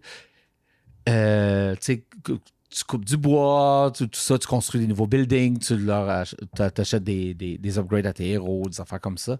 C'est comme tu manages les ressources d'une ville tout en essayant de la protéger. Et éventuellement, après tant de jours, ça devient trop difficile. Puis là, tu meurs et tu dois recommencer dès le jour 1. Mais il y a comme une map autour. Puis plus tu avances, plus tu avances en jour, plus tu gagnes de la gloire, plus tu peux agrandir la map et gagner des nouvelles choses, rencontrer des nouveaux personnages. Il y a quand même beaucoup, beaucoup d'histoires. Le jeu est intéressant. Il est encore en early access. Il est encore en développement d'abord. Il est encore en développement. Il n'y a pas de bug. J'ai pas eu un seul bug. Pour un early access, c'est quand même quelque chose. Ouais, puis je pense juste qu'ils doivent jouer en ce moment sur la balance du jeu, puis probablement de rajouter du contenu. Mais le contenu, où que je suis rendu, je découvre encore du nouveau contenu. Puis il y a deux mondes. Tu as le monde des humains, puis tu as le monde des morts, que tu peux jouer l'un ou l'autre. Donc, la quantité de contenu est immense. Je suis un peu surpris. En tant que Early Access, c'est énormément de contenu. Ça promet pour la version finale, oui, c'est ça. Les jeux de gestion un peu, mais il y a quand même, il faut que tu réfléchisses un peu casse-tête-like. J'ai quand même conseillé, surtout que là, il est sur Game Pass, c'est que c'est un bon petit jeu à essayer pour voir si vous aimez ce genre d'univers-là. Excellent. T'avais-tu... moi, j'ai un dernier truc, si tu veux que j'en parle. Oui, donc. Un ou deux, potentiellement. Parce que là, je sais que ça n'avait pas été annoncé quand il y a eu l'émission la semaine passée avec Étienne Forêt. Je me doutais qu'on allait dévoiler du côté de Lego un ensemble dédié à Star Trek. Lego l'avait teasé, puis on avait parlé d'une diffusion live sur Internet, nanana. Puis là, finalement, ça a été confirmé la journée même qu'il y avait un ensemble de Lego de la USS Enterprise. Tu connais-tu le numéro numérique, là, pas le numéro numérique, le numéro par cœur du Enterprise D, Yohan? Non, Marie, ma conjointe le saurait, mais pas moi. Grande fan de Star Trek. Le Enterprise NCC 1701D Puis là, je fais mon frais, mais je l'ai écrit sur le papier tantôt. Qui sera le prochain ensemble de Lego qui va être disponible à partir du 28 novembre prochain, donc pour Black Friday. Juste à temps pour les fêtes, d'après moi, ça va se vendre comme des petits pains chauds. C'est un ensemble de 3600 pièces, 9 figurines au total, donc de Star Trek The Next Generation. On parle d'un prix avant taxe de 489,99 canadiens. Donc, plus taxes, ça revient à 500 quelques piastres. C'est pas un petit montant, mais c'est pas un petit Lego non plus. Mm-hmm. Là, j'imagine que les gens se demandent, mais toi, Benoît, est-ce que tu vas l'acheter? Parce que, de un, je suis un fan de Star Trek. De deux, je suis un fan de Lego. Fait que c'est comme techniquement le mariage fait pour moi. Mais pour l'instant, il y a des bonnes chances que je finisse par craquer. Là.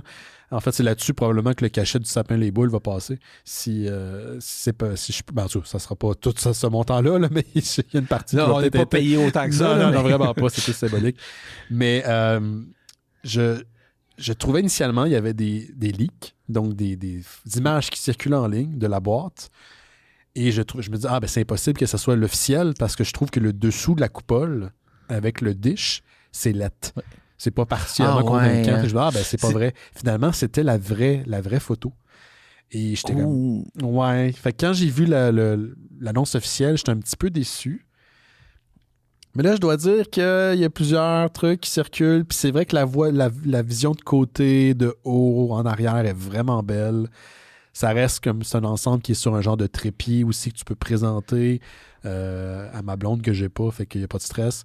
Fait que tu sais, tout ça fait que peut-être que je pourrais... Tu sais, en fait, je vais reprendre les mots d'un ami qui me dit, tu sais, faire des formes rondes avec des carrés, c'est pas facile. Fait que je pense que c'est ça qui m'énerve là, un peu là, de l'ensemble, puis le bas.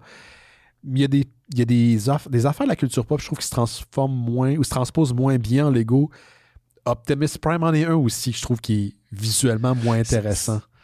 Ça aurait-tu été plus intéressant de faire juste, tu sais, au lieu de faire le vaisseau spatial complet, de juste faire l'intérieur avec comme le deck, puis tout ça, puis... C'est une des choses... En fait, regarde, ça c'est un autre volet, c'est que Lego, déjà, ils vont faire leur cash avec cette affaire-là, je suis vraiment pas inquiet. Ouais. Lego, déjà, sur leurs médias sociaux, moi, je les suis, entre autres, sur Instagram, ils publient à tous les jours du contenu incroyable. Genre, en tant que brand, là, je pense que si vous êtes moindrement fan de marketing, vous pouvez aller suivre Lego, ce qu'ils font.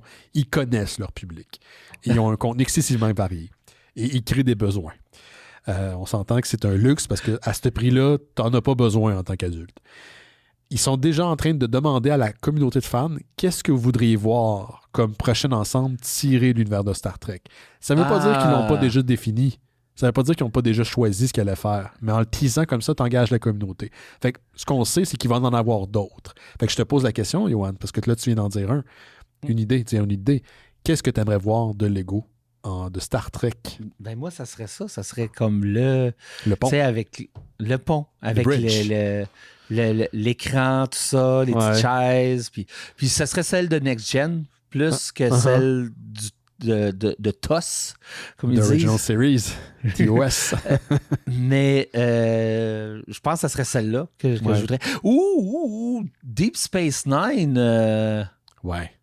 La base de Deep Space Nine, tu sais, vraiment grosse. La station. Ça pourrait être cool. Ouais. Ça, je serais partant. La station, moi, celle qui m'intéresse aussi de DS9, c'est le Defiant. Je pense que faire un petit modèle de Lego de Defiant, ça serait d'un très faisable, mais aussi très cool à avoir comme modèle à la maison. Un Bird of Prey aussi, ça marcherait bien. Un Bird of Prey, tu vois, ça, c'est un des trucs qui a été voté le plus dans la publication Facebook de Lego que j'ai vu. Moi, ça m'attire pas tant que ça, ces vaisseaux-là. J'aime beaucoup les vaisseaux de la Fédération. Le cube des Borg. Ils vendent juste le Lego. C'est un gros Lego. Oui, c'est ça. Oui, j'avoue. Mais bon, il y a de la job à faire, comme au niveau du relief. Je sais pas. Peut-être le Lego. Ben c'est ça. Anyway, j'y pense, là, pour vrai. Puis, tu sais, c'est le genre de Lego que je préfère justement durant les fêtes. Puis, ouais, c'est fatigant. Ouais. Mais si on s'entend-tu que c'est un bon luxe, là, si tu peux te payer ça, c'est parce que ça va bien. C'est ça. Ouais. Marie, hier, elle a fini de construire son... Elle avait un peu de temps, ça fait qu'elle a construit son bateau de One Piece. Oui, c'est ça, elle est grosse fan de le One Mary... Piece. Le Mary something. Ouais. Je sais pas, elle est bien plus fan que One Piece. Ça fait longtemps? Non, elle avait juste pas eu le temps. Ah, OK. Elle avait fait un sac, puis là, la vie est arrivée, puis là, elle a fait le reste hier. Est-ce qu'elle a fait son ensemble de Zelda que tu y avais acheté pour sa fête? Il est dans notre salon. Les gars, ils jouent-tu avec? Parce que, tu sais, des Lego pour des enfants, c'est un peu appétissant. Là, c'est, non, mais ils jouent avec, mais ils sont respectueux. Ils font attention. Ils jouent doucement. Ils ont eux-mêmes... ils ont construit plusieurs châteaux de Harry Potter. Uh-huh. Un de nos chats en a détruit un, malheureusement. Ouais, c'est beau.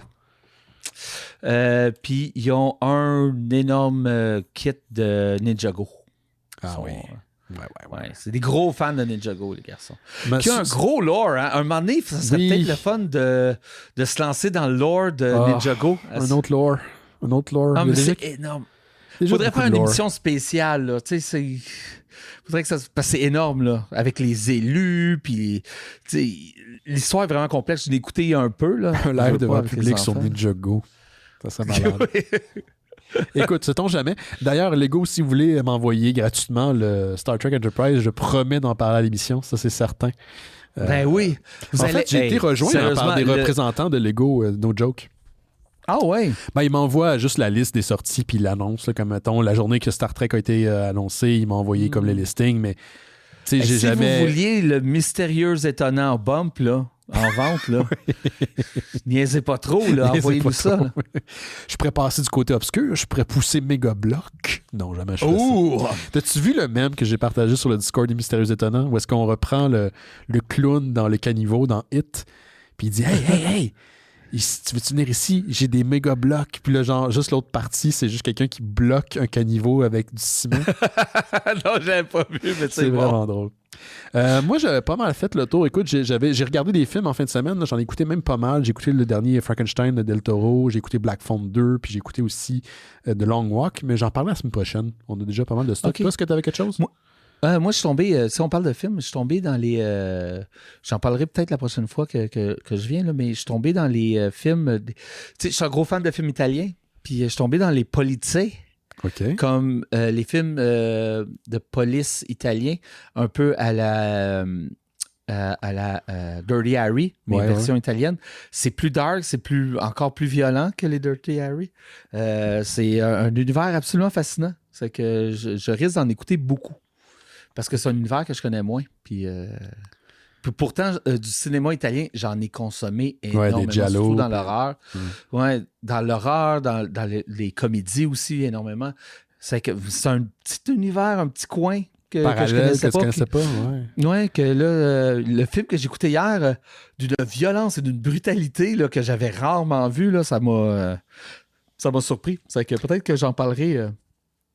Sais-tu qu'est-ce que j'écoute de ce temps-ci? Tu sais, j'ai des comfort food, le movie. Il y a des films que j'écoute juste parce que je les ai vus 1000 fois, mais je les aime en background. Je fais d'autres choses en même temps. De temps en temps, j'écoute The Zodiac de Fincher, qui est d'ailleurs, je pense, son meilleur film. C'est excellent. Si vous connaissez l'histoire du Zodiac, si vous connaissez... Tout est dans... Le scénario de ce film-là est brillant à plein de niveaux. J'en ai déjà parlé à l'émission. Je mets tout le temps des films des années 90 poches, là, des genre American Pie. Mais de ce temps-ci, de temps en temps, en background, puis j'avais pas aimé tant que ça le film quand il est sorti en salle. J'ai écouté Once Upon a Time in Hollywood. C'est devenu un de ces genres de films-là, comfort food. Il y a un moment dans le film où d'ailleurs il va en Italie filmer des films italiens. Et son dernier film, il fait 4 films. Ces 3 premiers, c'est des spaghetti western. Et le 4e, c'est un film de crime, justement, un peu comme tu viens de décrire. Mais ce film-là, en background, d'une époque que j'ai pas connue, les années 70, j'étais pas vivant, je trouve excessivement rassurant puis réconfortant. Il y a un amour pour cette période-là, un amour pour le LA de cette période-là, que est clairement très, très inspiré des westerns, pas simplement des scènes qui sont reprises littéralement. Il y a des scènes où est-ce que c'est des personnages dans des cadres d'acteurs là, où on reprend des codes du western. C'est très flagrant, que j'avais pas observé les premières fois que je l'ai écouté, mais ce film-là est devenu très, très réconfortant avec les années. Je sais pas pourquoi. J'aime ça écouter ça. Un petit comfort food. Je le comprends, par exemple. Ouais. Je le comprends. Tu sais qu'est-ce que j'ai écouté, moi, pendant mon 31 jours d'Halloween? Non. Je me suis retapé les 4 Critters, mais j'avais jamais vu Critters 3. Tu sais, le 1 puis le 2, je les ai vus 1000 fois. Uh-huh. Puis c'est encore ultra bon, puis ultra excellent, puis l'humour fonctionne, parce que c'est la version, on parlait de Gremlins, c'est la version rated R de Gremlins, exact, si on veut. Là. Ouais. C'est plus violent, plus gore.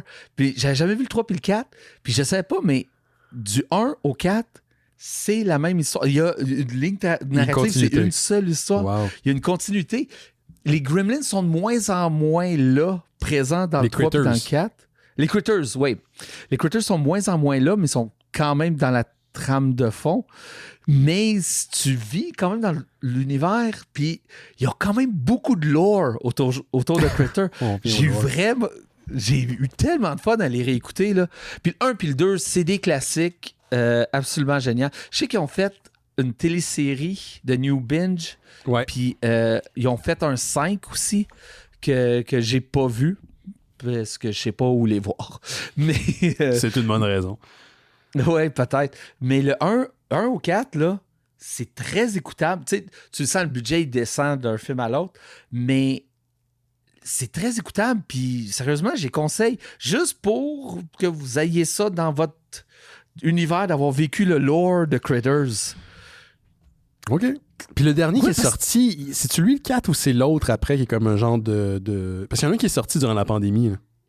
C'est ça, c'est le 5. C'est le 5, c'est celui que j'ai pas vu. Celui que tu n'as pas vu encore. OK, parfait. Ouais, le 1, 2, 3. Je sais pas si le 5 il est encore lié au 1, 2, 3, 4. Peut-être qu'ils l'ont Halloweené. Oui. Oui, je vois genre. Mais le 1 au 4, c'est tout dans le même univers, dans toute la même histoire. Il y a quelque chose d'intéressant. Il y a quelque chose de fascinant. J'ai été déçu par un des personnages qui devient quelqu'un d'autre plus tard. Que son acte de personnage, c'était comme je croyais en toi.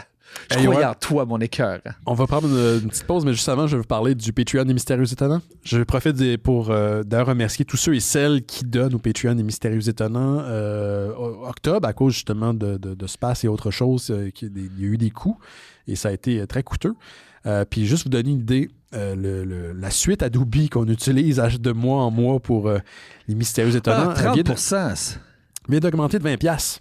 Donc, il y a 20$ de moins. C'est énorme! Ça n'a juste pas rapport. C'est vraiment énorme.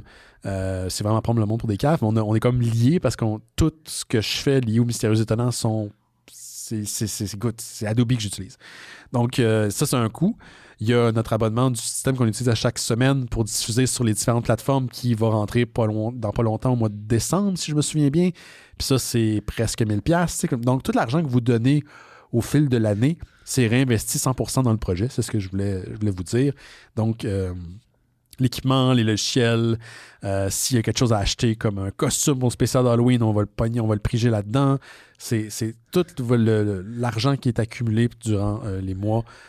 Ça part beaucoup plus vite qu'on pourrait croire. C'est assez surprenant à quel point on passe rapidement au travers. Puis je suis très content parce que sinon, ça sortirait de ma poche. Puis quelque part, ça l'est aussi parce que ça augmente mes impôts. Mais je le fais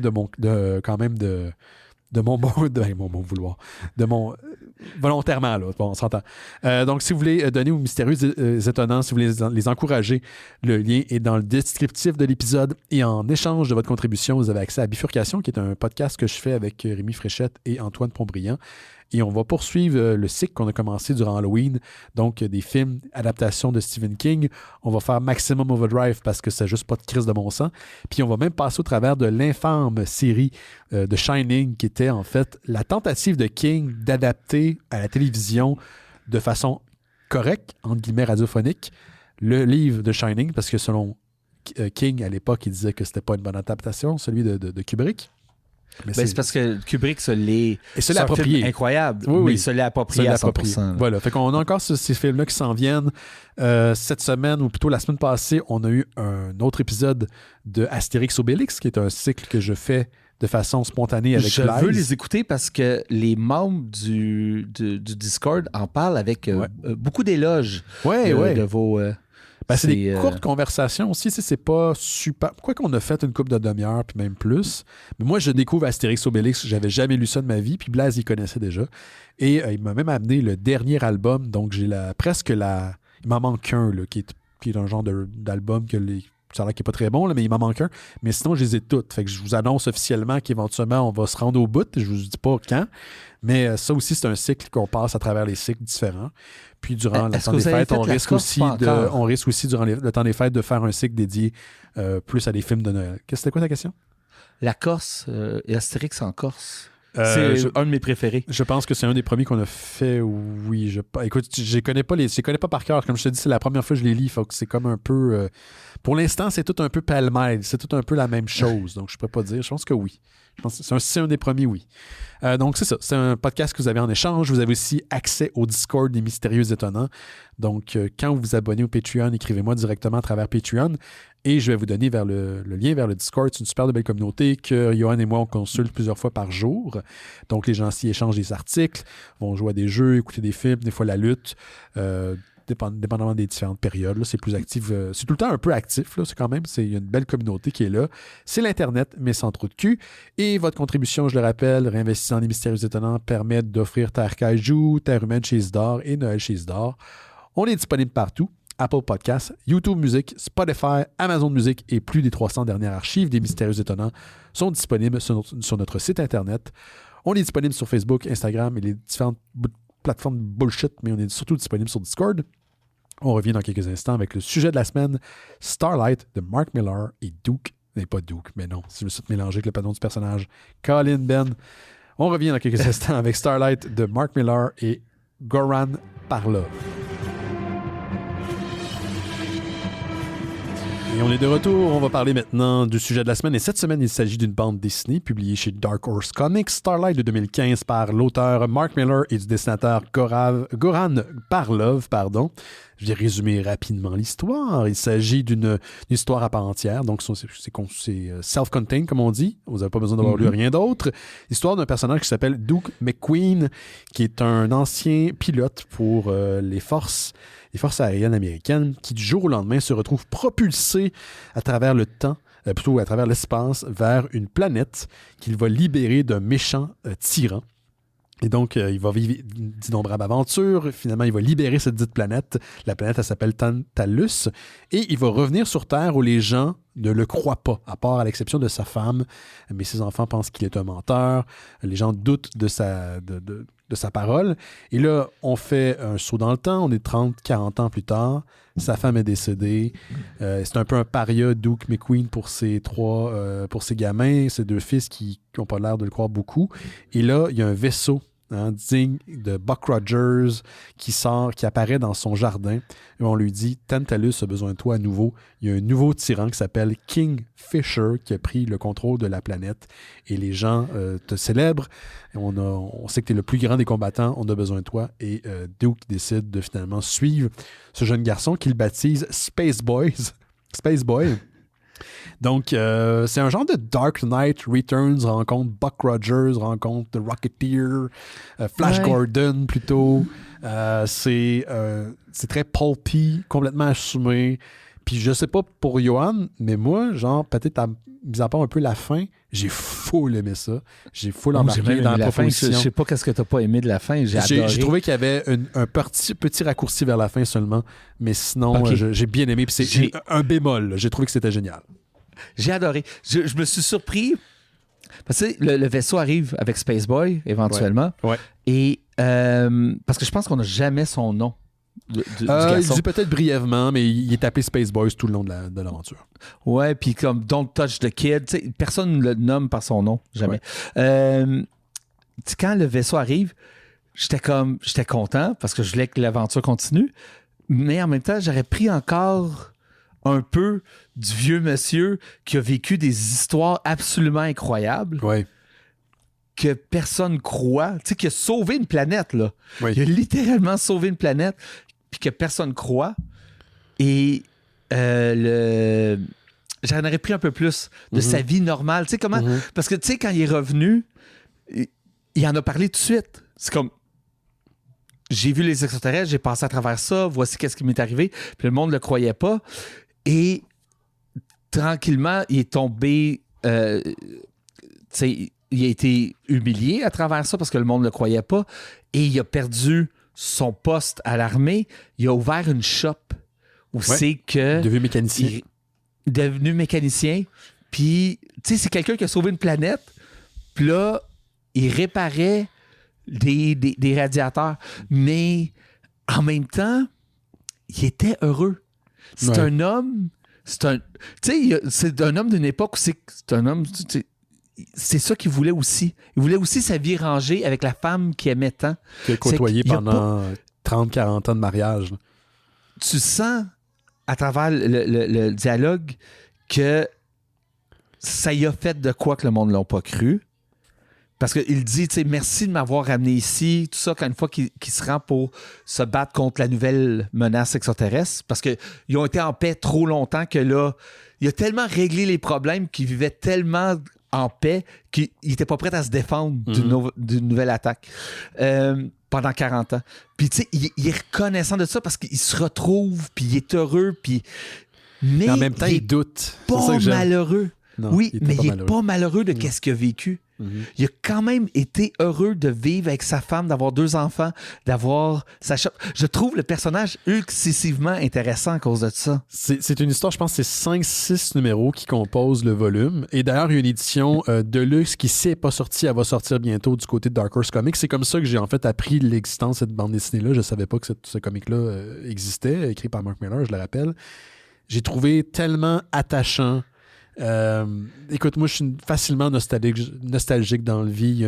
Il y a un aura de nostalgie dans le début de l'histoire. Tu sais qu'il aimait sa femme, qu'il avait une super de belle relation. Le côté aussi quand il décrit la relation pas évidente qu'il y a avec ces 2 ces garçons qui sont rendus maintenant des adultes, qui oublient l'anniversaire de mort de leur mère, qui se présentent pas au souper qu'ils préparent pour eux. Il y a une scène où tu vois qu'ils préparent un énorme festin en début de bande dessinée, puis finalement ils se retrouvent tout seuls autour de la table, les lumières fermées, pas petits-enfants, pas d'enfants, pas rien. C'est comme, j'étais full ému, puis c'est aussi quelqu'un qui a connu la jeunesse, la fougue de sa jeunesse, sa force physique aussi. Fait qu'il sait pas s'il va être en mesure de libérer la planète une fois de plus.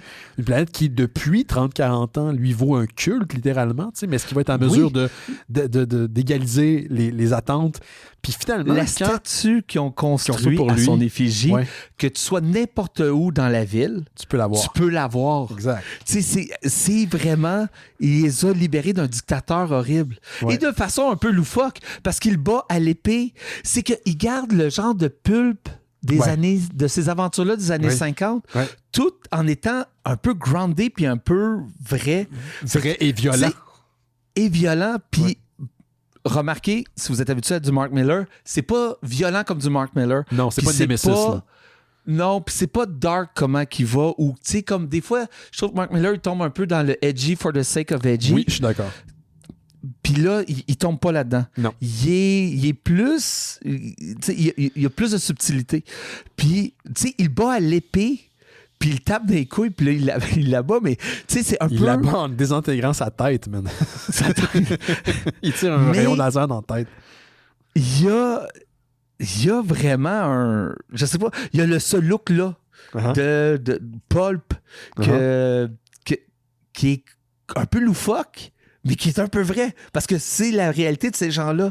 C'est pour ça que c'est réussi, cette bande dessinée-là. Moi, je te dis, là, je comprends pas comment ça... Il l'embrace. Je comprends pas comment ça se fait que c'est pas un film ou une télésérie. C'est clairement dans les cartons.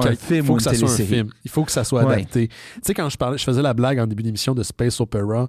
Ce Space Opera, c'est l'idée que t'as un théâtre, un cadre dans lequel tu peux avoir des aventures dans l'espace, mais c'est beaucoup plus fantastique. Ça pourrait être une fantasy, ça pourrait être quelque chose d'autre. Et dans ce cas-ci, on est dans le Space Opera pur. Les designs de vaisseaux ne font pas de sens. C'est les vaisseaux qu'on voyait sur les Pulp Magazine, les Weird Tales, ces affaires-là dans les années 50, des trucs qui parlent de l'époque dans laquelle ils ont été imaginés, mais là, on est à notre époque à nous. Ou plutôt l'époque de 2015, mais quand même. Mais ces vaisseaux-là existent. Le costume en spandex existe. L'espèce de gun de rayon est comme exactement comme vous imaginez, là, en forme un peu grotesque. Mais Christy, quand il l'utilise, ça y va au toast. D'ailleurs, c'est ce que je voulais dire. La séquence, il doute pendant un bout, mais la séquence, il finit de tirer sur des espèces de policiers corrompus lors de sa première arrivée sur la planète. Puis il réussit à les descendre de façon excessivement efficace. il en a pas perdu tant que ça, notre McQueen, parce qu'il Christy que ça y va au toast, man. Puis c'est satisfaisant comme. Badass! C'est un badass. Il est tellement badass. Ouais. Puis là, tu te rends compte, tu y crois. Lui, il a des doutes au début, mais tu le vois très, très vite qu'il a les moyens de libérer cette planète-là. Et tu crois. OK, tu sais, tu dis, est-ce que c'est réellement un vieux monsieur? Non, c'est un super-héros. C'est le libérateur de cette planète-là. Ouais. Il est incroyable. Puis, il y a comme une tonne de lore. Oui. Qui de sa font première juste aventure. toucher. Oui, tu sais que... Ah oui, quand j'ai battu l'armée, le roi des robots ou quelque chose comme ça. Donc, il n'a pas juste combattu le dictateur, il y a eu plein d'autres aventures sur cette planète-là. Ce que tu comprends, parce qu'ils en font utilisation à un moment donné, c'est comme des faux comic books dans la BD, là, à un moment donné. Puis chaque couverture du comic book est une aventure. Ben, c'est toutes les aventures que Duke McQueen a eu la première fois qu'il est venu sur la planète. Donc, il y a des combats, je pense, où il libère les géants d'un côté d'un des hémisphères de la planète.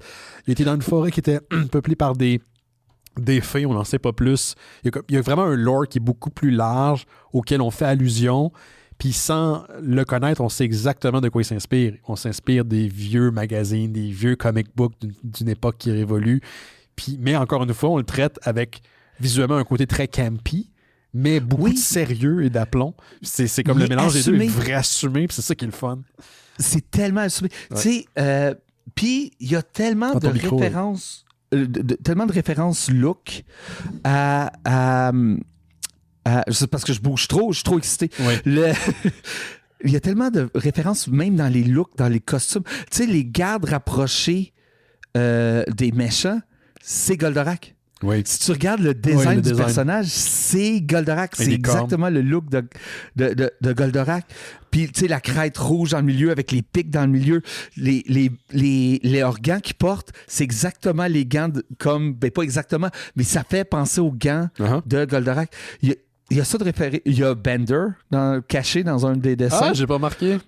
Oui, à la page 98, je la cherche depuis tantôt. À la page 98, il y a 2 robots. Puis il y a un robot que je me demandais si c'était pas le robot dans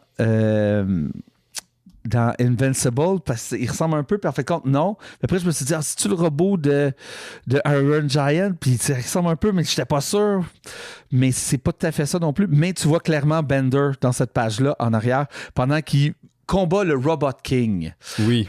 Mais... Hey, je veux juste parler justement parce qu'on est dedans un petit peu là, par biais, là, mais le dessin, là, pour moi, ça ressemblait à du Mobius rencontre Frank Whiteley. Genre. Oui, c'est beau. C'est vraiment beau. Cette BD-là, je dis pas ça de toutes les BD. Je prendrais une version facilement en noir et blanc. Juste ancrée. Ce serait magnifique. Mais j'ai trouvé que le dessin, en même temps, tu sais, il fait dans le port parce qu'il reprend les codes, tu sais, les vaisseaux, les costumes, tout ça, mais il fait pas, ils vont pas dans le cliché d'essayer de recréer le style graphique des BD des années 50. Tu vois ce que je veux dire? Oui. Tu sais, c'est pas une pastiche des années 50 en termes de composition graphique. On s'inspire, les appareils, les items, les vaisseaux, tout ça, les costumes, encore une fois, mais l'approche graphique n'est pas pulpy. Puis ça, je trouvais que, encore une fois, le contraste des deux marche super bien. J'étais vraiment investi. En fait, j'ai comme découvert ce dessinateur-là que j'ai adoré. J'ai trippé, j'ai adoré la bande dessinée. Yep. Je vais te dire. Puis, tu sais, il y a de rebondissements non-stop. Yep. Tu sais, tu penses que les gentils vont gagner, puis là, ils décident, et non, je vais me sauver, puis je vais plonger dans l'eau, puis là, on nous donne un petit peu de l'or, puis c'est comme, non, tu sais, c'est la rivière de je sais pas trop quoi, où c'est qu'il y a comme des créatures, poissons qui mangent tout le monde, qui tombent dans l'eau. Puis là, c'est comme, mais est-il mort? Puis c'est la fin, comme, la façon que c'est fait, c'est comme une fin d'épisode. Si tu le vois se faire attraper, puis il tombe dans l'eau. Is he dead? See you next week. Next week. Same channel, same hour. Puis, bien sûr, il est trucide, là, parce que c'est un badass. C'est un badass. Il est tellement badass. Mais j'ai adoré. Tu sais, c'est pas la première fois que Mark Millar, je pense, étudie le vieux super-héros. Le super-héros un peu déchu, mais je trouve que c'est la fois qu'il a mieux réussi. C'est qu'il y a du cœur dans cette BD-là, puis c'est un peu comme toi, je suis d'accord, je trouve des fois que Mark Millar fait dans le shock value, et dans les dernières années, il a fait des trucs que clairement tu sentais l'intention que ça soit adapté au petit ou grand écran. Donc c'est comme des pitchs, ce qui n'est pas nécessairement mal. Tantôt, je le disais, je souhaitais que peut-être qu'il y ait une adaptation de son œuvre, mais des fois, tu as l'impression que l'œuvre comme telle ne dépasse pas cette intention-là.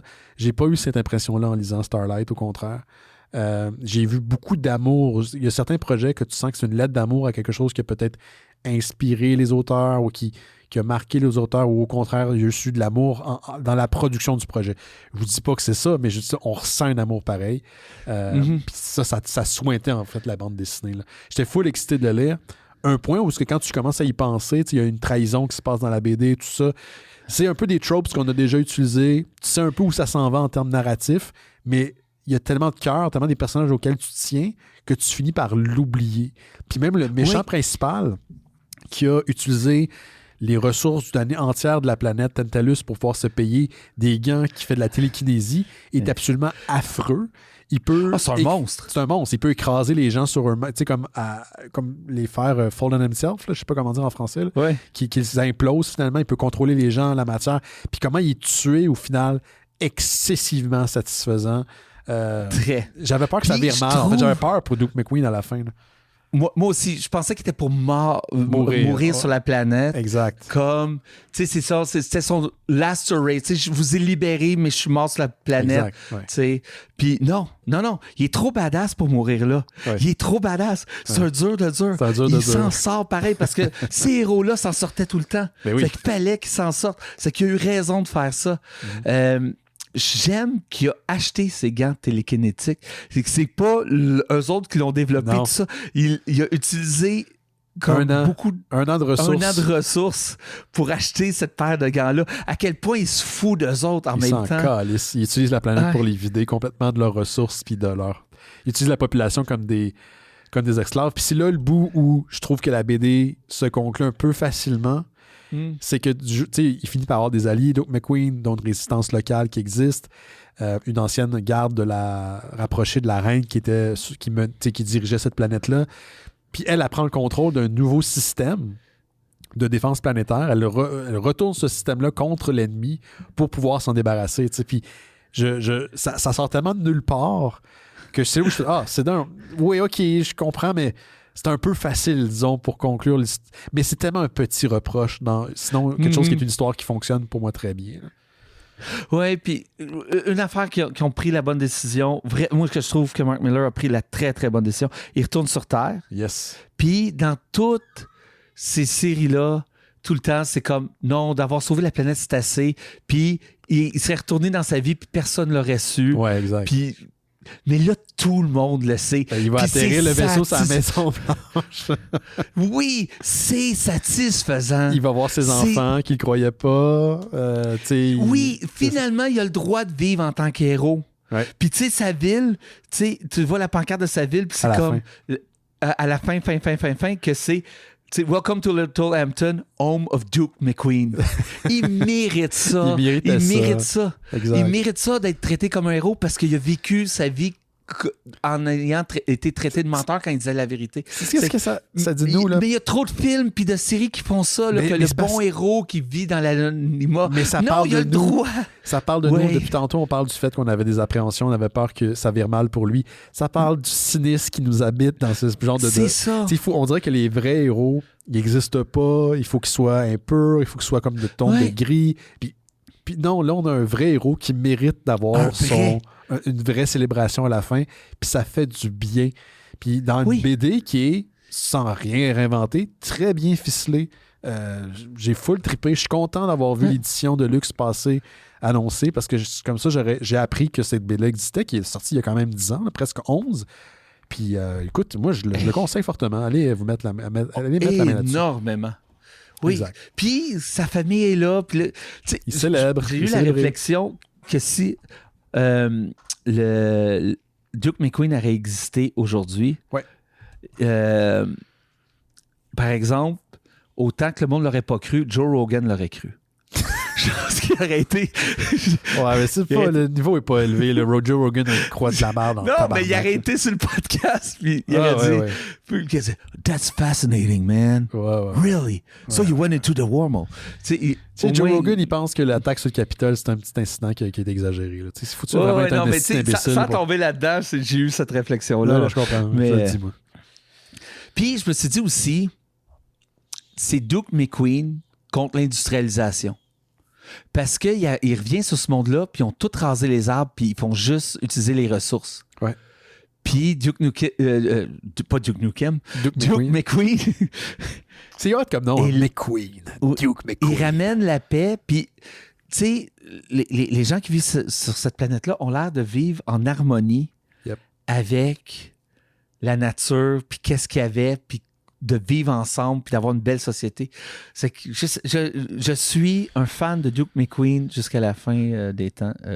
C'est mon héros préféré maintenant. Donc, suggestion, proposition de Johan et moi, allez lire Starlight de Mark Millar et Goran Parlov, disponible en édition de luxe, si c'est pas déjà fait, mais ça sera bientôt du côté de Dark Horse Comics. Donc, je pense que l'édition de luxe contient des sketchs, du matériel supplémentaire, puis tout le tralala des éditions de luxe. Merci, Johan, d'avoir été là avec nous cette semaine. Merci à vous à la maison. C'était super. Ouais. Mais surtout quand c'est une bonne BD comme ça. Oui, ça fait du bien. Hein? Quand tu sais qu'à la fin de l'émission, on va avoir du plaisir d'en parler. Puis je pense. Puis on s'en est pas parlé du tout. Fait que je savais aucunement si Johan avait aimé la bande dessinée ou pas. Puis finalement. Mais on essaie tout le temps de ne pas s'en parler pour que notre conversation soit vraie. Ouais. C'est. Exactement, c'est vrai. On vous apporte la vérité. La vérité, c'est ça. Exact. Dans vos oreilles. À chaque lundi. Mais merci à toi, Johan. Merci à vous à la maison. On se voit la semaine prochaine. Faites attention aux autres. Ciao, bye bye.